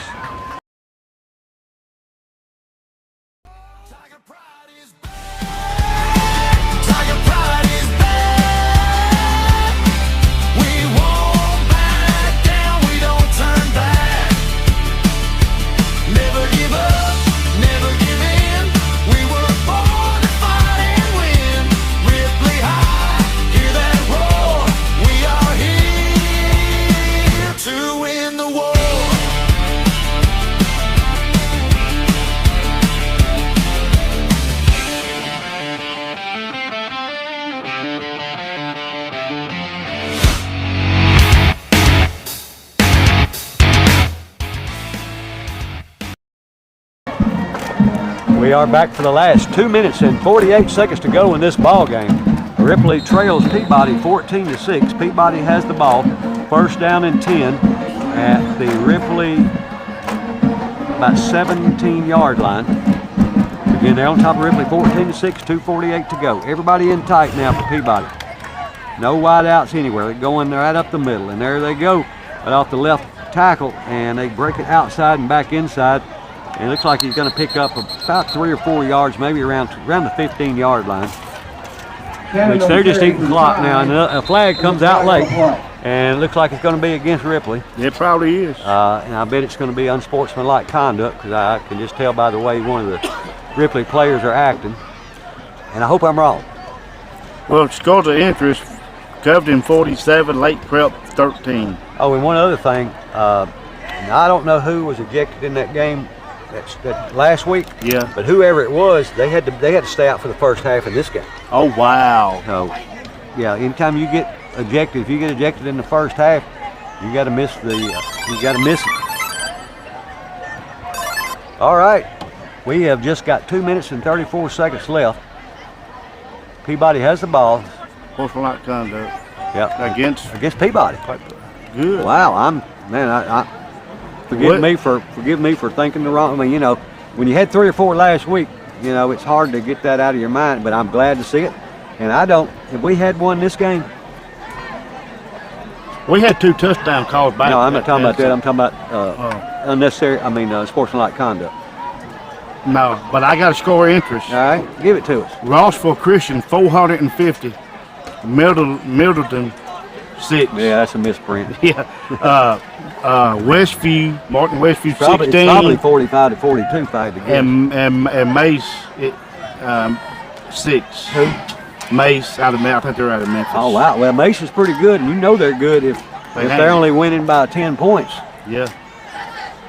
All right, 2 minutes and 34 seconds left. It is second down and 25. 23 the clock, or the scoreboard says. I'm not going to count it off. I'm going to take their word for it. It's second down and a long way to go with 2:34. Of course, they're eating clock. They don't care if they score again. They just don't want us to score. But if we could pick one off and run it back, or pick up a fumble, scoop and score, it'd be exactly what the doctor ordered here.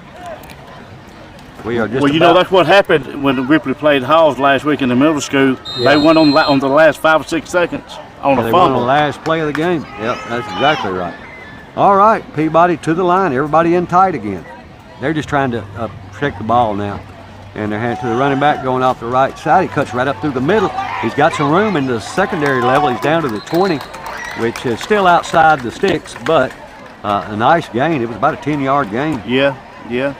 I mean, So I've been, except for the penalties and Bring up second down for the time. for the Tigers, I believe that's could possibly be one of the reasons why we'll come out of this game with a loss. yeah, and I hate to keep mentioning it, but anybody that saw the game, they had at least 2 touchdowns dropped. We did. And they did. Oh, they We did. had 2 called back. They had 2 that were dropped. And so I guess, but we scored them and they called them back. Theirs, they dropped the ball. So we got to get better on defensive secondary, that's for sure. All right, everybody in tight again. 1:30 to go in the game. And the ball is running back right up the gut. And they're just going to run the ball. Pushes, and it's going to get down to about the 16-yard line. Yeah, all they're doing is they're ball control. Meadows on the carry, And, by our host. We call timeout. Yeah, that's the last timeout that Ripley has. So with 1:23 to go, we're going to pay bills one more time, and we'll be back with the last minute of the game.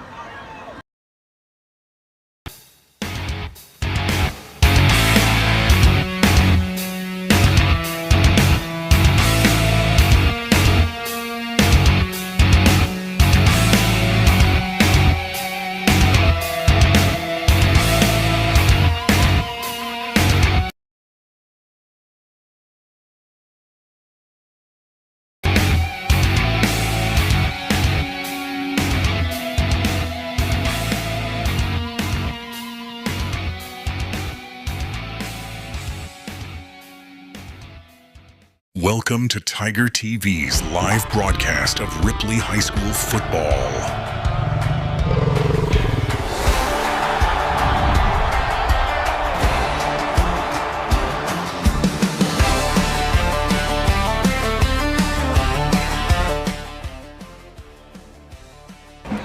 1:23 left to go in the ball game. It is 4th down and 10 for Peabody. They're lined up to go for it. Of course, we don't have any more timeouts left now. If we can hold them, we'll get the ball back. Just to chunk it a few times down the end zone. Now they're going to throw this one. Oh, and a good job there by number 13 breaking up a pass. 13 for the Ripley Tigers was Milton, Malachi Milton, another sophomore. And a great job by him. Now yes, that, it was. And a great pass by Peabody's quarterback. It was where it needed to be, and we were just in the place we needed to be. So, from last week to this week, and there's a big difference between the way we're playing. And again, as you mentioned off the air, if we continue to improve as much every week as we did from last week to this week, we're going to be a good football team. All right, Ripley will get the ball. If we can score here and get the 2-point conversion, it'll be a tie ball game. That's right. All right, we've only got 1 minute and 19 seconds left. Ripley's going to send 3 wide out to the right. And what we don't need to do here is throw an interception. Well, we're fishing to get a delayed game, and we have no timeouts. 4, 3, 2. He got just in time. And the quarterback rolls to his right. Oh, and they pick it off. My God. And almost in the end zone. My God. I mean, I couldn't see. I don't know if he was trying to pass it or if he's trying to pitch it. He's trying to flip it. He was trying to do a pitch out. And they picked it off and hit it inside the 5-yard line. And man, that's a terrible way to end a ball game. And, of course, the Tigers, unless something unforeseen happened, they're going to score. And then Ripley's going to be down by more points than they've got time. But I will say they play better. But they still got some things they got to clean up. Which every coach is going to tell you that. They're going to tell you that after every game. We still got things we need to work on, stuff we got to clean up. But either way, the Tigers. Now, what I will say is the Tigers they haven't quit. I've seen effort. No. And I mean, sometimes it's been a mistake. But as long as you're giving effort, you can clean up the mistakes. So. Be sure to come next week and let's support the Tigers against Crockett because they will need it. All right, 1 wide to the right, 1 wide to the left. Quarterback in the gun. Going to hand it to his running back, and he's going into the end zone. Touchdown. And with 1:08 to go, 1:07 in the ball game, they open the score up now 20-6. And now you take away the mental mistakes, and that's all it is mental mistakes. So it will be more than likely 21-7, 21-6, but the game was a lot closer than what that score will indicate. It will. Which maybe that'll help us sneak up on somebody. But we definitely made a lot of improvement, but we still got a lot of things we got to clean up. All right, ready for the PAT? Snap, hold, kick, up, and good. So score now 21-6 with 1:07 to go in the game. And so Ripley will get the ball back, and they'll have a chance to put 6, 7, or 8 points up. And that was no good. PAT was no good. I thought it went through, but it was no good. So it stays 20-6. If you take the 2 touchdowns and keep them that we had, it'd be a tie ball game. Yeah, if we could have gotten 2 extra points. Yeah. Or at least 1 extra, or if we'd have got 2 extra points or 1 2-point conversion. But again, I don't want to be too negative I don't want to be negative at all. No. We have played a lot better than what we did. We've still got things we got to work on. We are young, and a new coaching staff, so we've just got to support these Tigers. Again, 15, 16, 17-year-old kids. And anybody who's raised a kid know what that's like. And I think come region time, I mean, as far as not playoff game, but you know what I'm saying, like district games, exception for Westview and Covington. I think Tigers, the way they played tonight, if they keep improving, we can make the playoffs. Now, as good as Covington is, someone told me today that they had a bunch of I think I said their whole defensive line from Covington transferred to either Brighton or Munford. Really? Yeah. Well, I know Munford was beating they're still good earlier. Well, now Dyersburg playing Dyer County. Well, you got Dyer County Choctaws, you got the Dyersburg Trojans. Right. Yeah. All right, here we go with kickoff. 1:07 to go. Here's the kick. It's end over end kick, taking it to 25, across to the 30, the 35, and it gets out to about the 37 or 8 yard line. where it'll be 1:01 left to go in the game, and Ripley will get the ball one last time. If we could ever get some blocking. We gotta get some blocking. We got to quit making. He's made some good pitches tonight, but he made one that almost just barely got out there, and then another one didn't at all. So, got some things to work on. Of course, like I said, every coach will tell you they always do. But running those option, that's what that pitch is. Basically, an option. He's waiting until the defenders get on him and pitch it. You don't want to do it too early, but you definitely don't want to do it too late either. And you just got to work on that. And I'm sure that's something they'll be practicing this coming week. But we want to wish the Ripley Tigers football team and the coaching staff, congratulate them on a much improved game. And thanks to them, the cheerleaders, administrators, for everything that they do here. And we are up to the plate. The ball to the running back, number 11, trying to get outside. They grabbed him around the head. Yeah, there you go. There you go. He grabbed him around the head. So it'll be a penalty on the play against Peabody with 55 seconds to go, and that'll give Ripley Farm Bureau Insurance Ripley Tiger first down, I believe. It should. I haven't seen the call yet. It's a 15-yard penalty. I thought it was going to be a 15-yard penalty. Well, he grabbed him around the neck. Okay. Neck area. It should be a personal foul. Peabody's gonna know they've been in the ball game tonight. Yeah. That was the only game I missed last year, and from what I understand, they know they were in a lot more this year than they did last year. Yeah, last year was a blowout. Was it? I don't remember.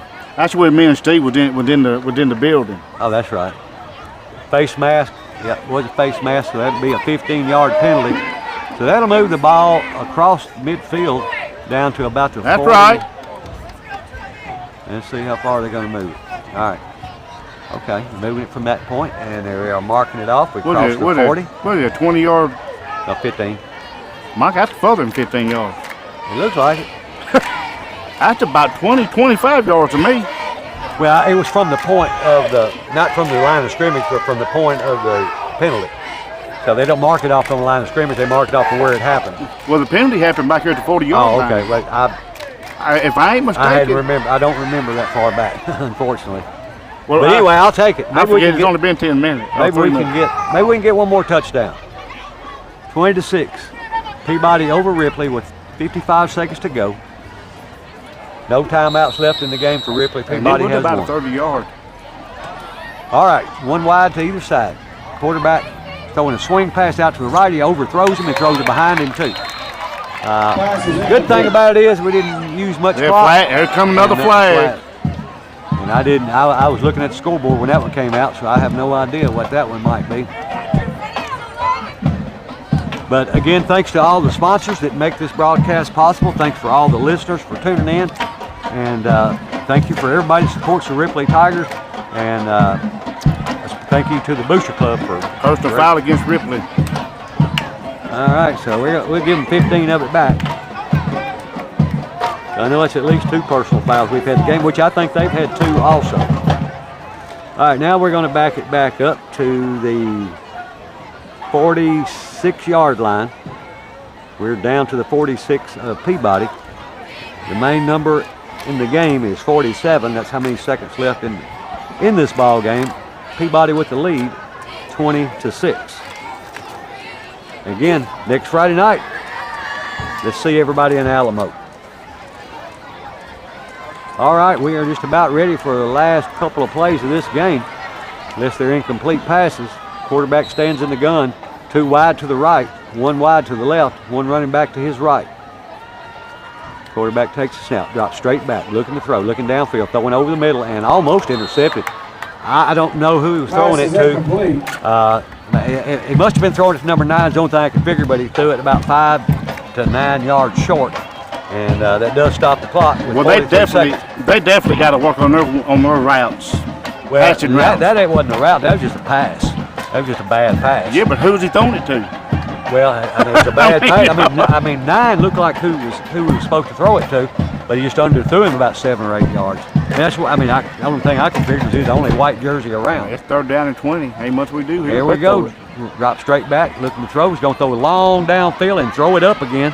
And it falls incomplete, but number 9 should have had it because the ball hit him but right between the numbers. Not that it makes much of a difference, but because it will be 4th down for Ripley. 36 seconds to go in the game. I don't know that I'd want to give them the ball back. Might just run around back here for 30 seconds. But it will be 4th down, and let's see. Well, them two penalties 10. or touchdowns that we got called back, I mean, They hurt. it hurt big hurt. time. They hurt. Well, we got one touchdown. We had 2 called back. You know, that could be the difference in the ball game. Again, if we hadn't made so many mistakes, Yeah. you know, on penalties, you know, we still could have been different from there. Quarterback takes a snap, drops straight back, rolling out to his right, looking downfield, looking back, going to throw a long one downfield. Almost caught. Now that was number 9. He went up high for it, and had an opportunity. I think the ball at least touched him in the hands, but that does turn the ball over on down. So Peabody will have the ball with 28 seconds to go, and the lead 20-6. And I can't imagine them doing anything but either hand the ball off or probably just take a knee. That's probably what I would do. Well, I would give the defense an A on tonight because they played really well. Well, the offense has got some stepping up to do. Their secondary to me is subject because, like I said, they would have had 2 more touchdowns that were wide open. Yeah. That we didn't have anybody on. So we played much better. I agree, 100%, and a lot better on the run game. And we have played better on the secondary because we knocked down a couple of balls too. Yeah. But we also let people run free. So, and a flag's going to come out for delay of game. Yeah. And they don't care. So the kids will go back and watch this film, and the coaches will tell them what they need to do. And I will say I'm very impressed with tonight. I am. Especially compared to last year when the score was whatever it was. Like I said, I wasn't here, but it's not lopsided in the game. Really wasn't decided until the last couple minutes of the game. All right, they're in the victory formation, so they're just going to down the ball, and so this will be the last play of the ball game. And they snap the ball, and we're down to 15 seconds, and that will be the last play of the ball game. So we want to, again, remind everybody to come to Alamo next Friday night and support the Ripley High School Tigers. And thanks to everybody for tuning in, and hope everybody has a great weekend. And let's support our Ripley Tigers, and that's the final score here from Peabody. It's Peabody 20, Ripley 6, and that's going to do it here from Walter Kelsler Stadium. And hope everybody has a great weekend. Good night, and God bless.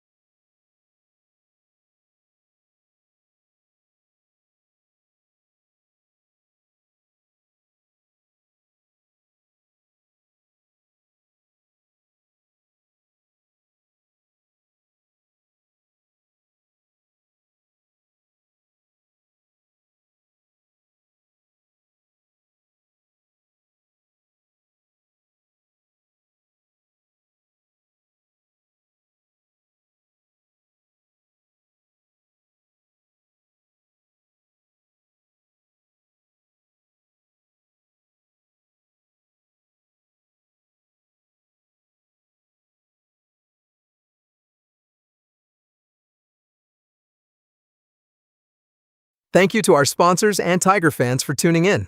Have a great night, and see you next Friday.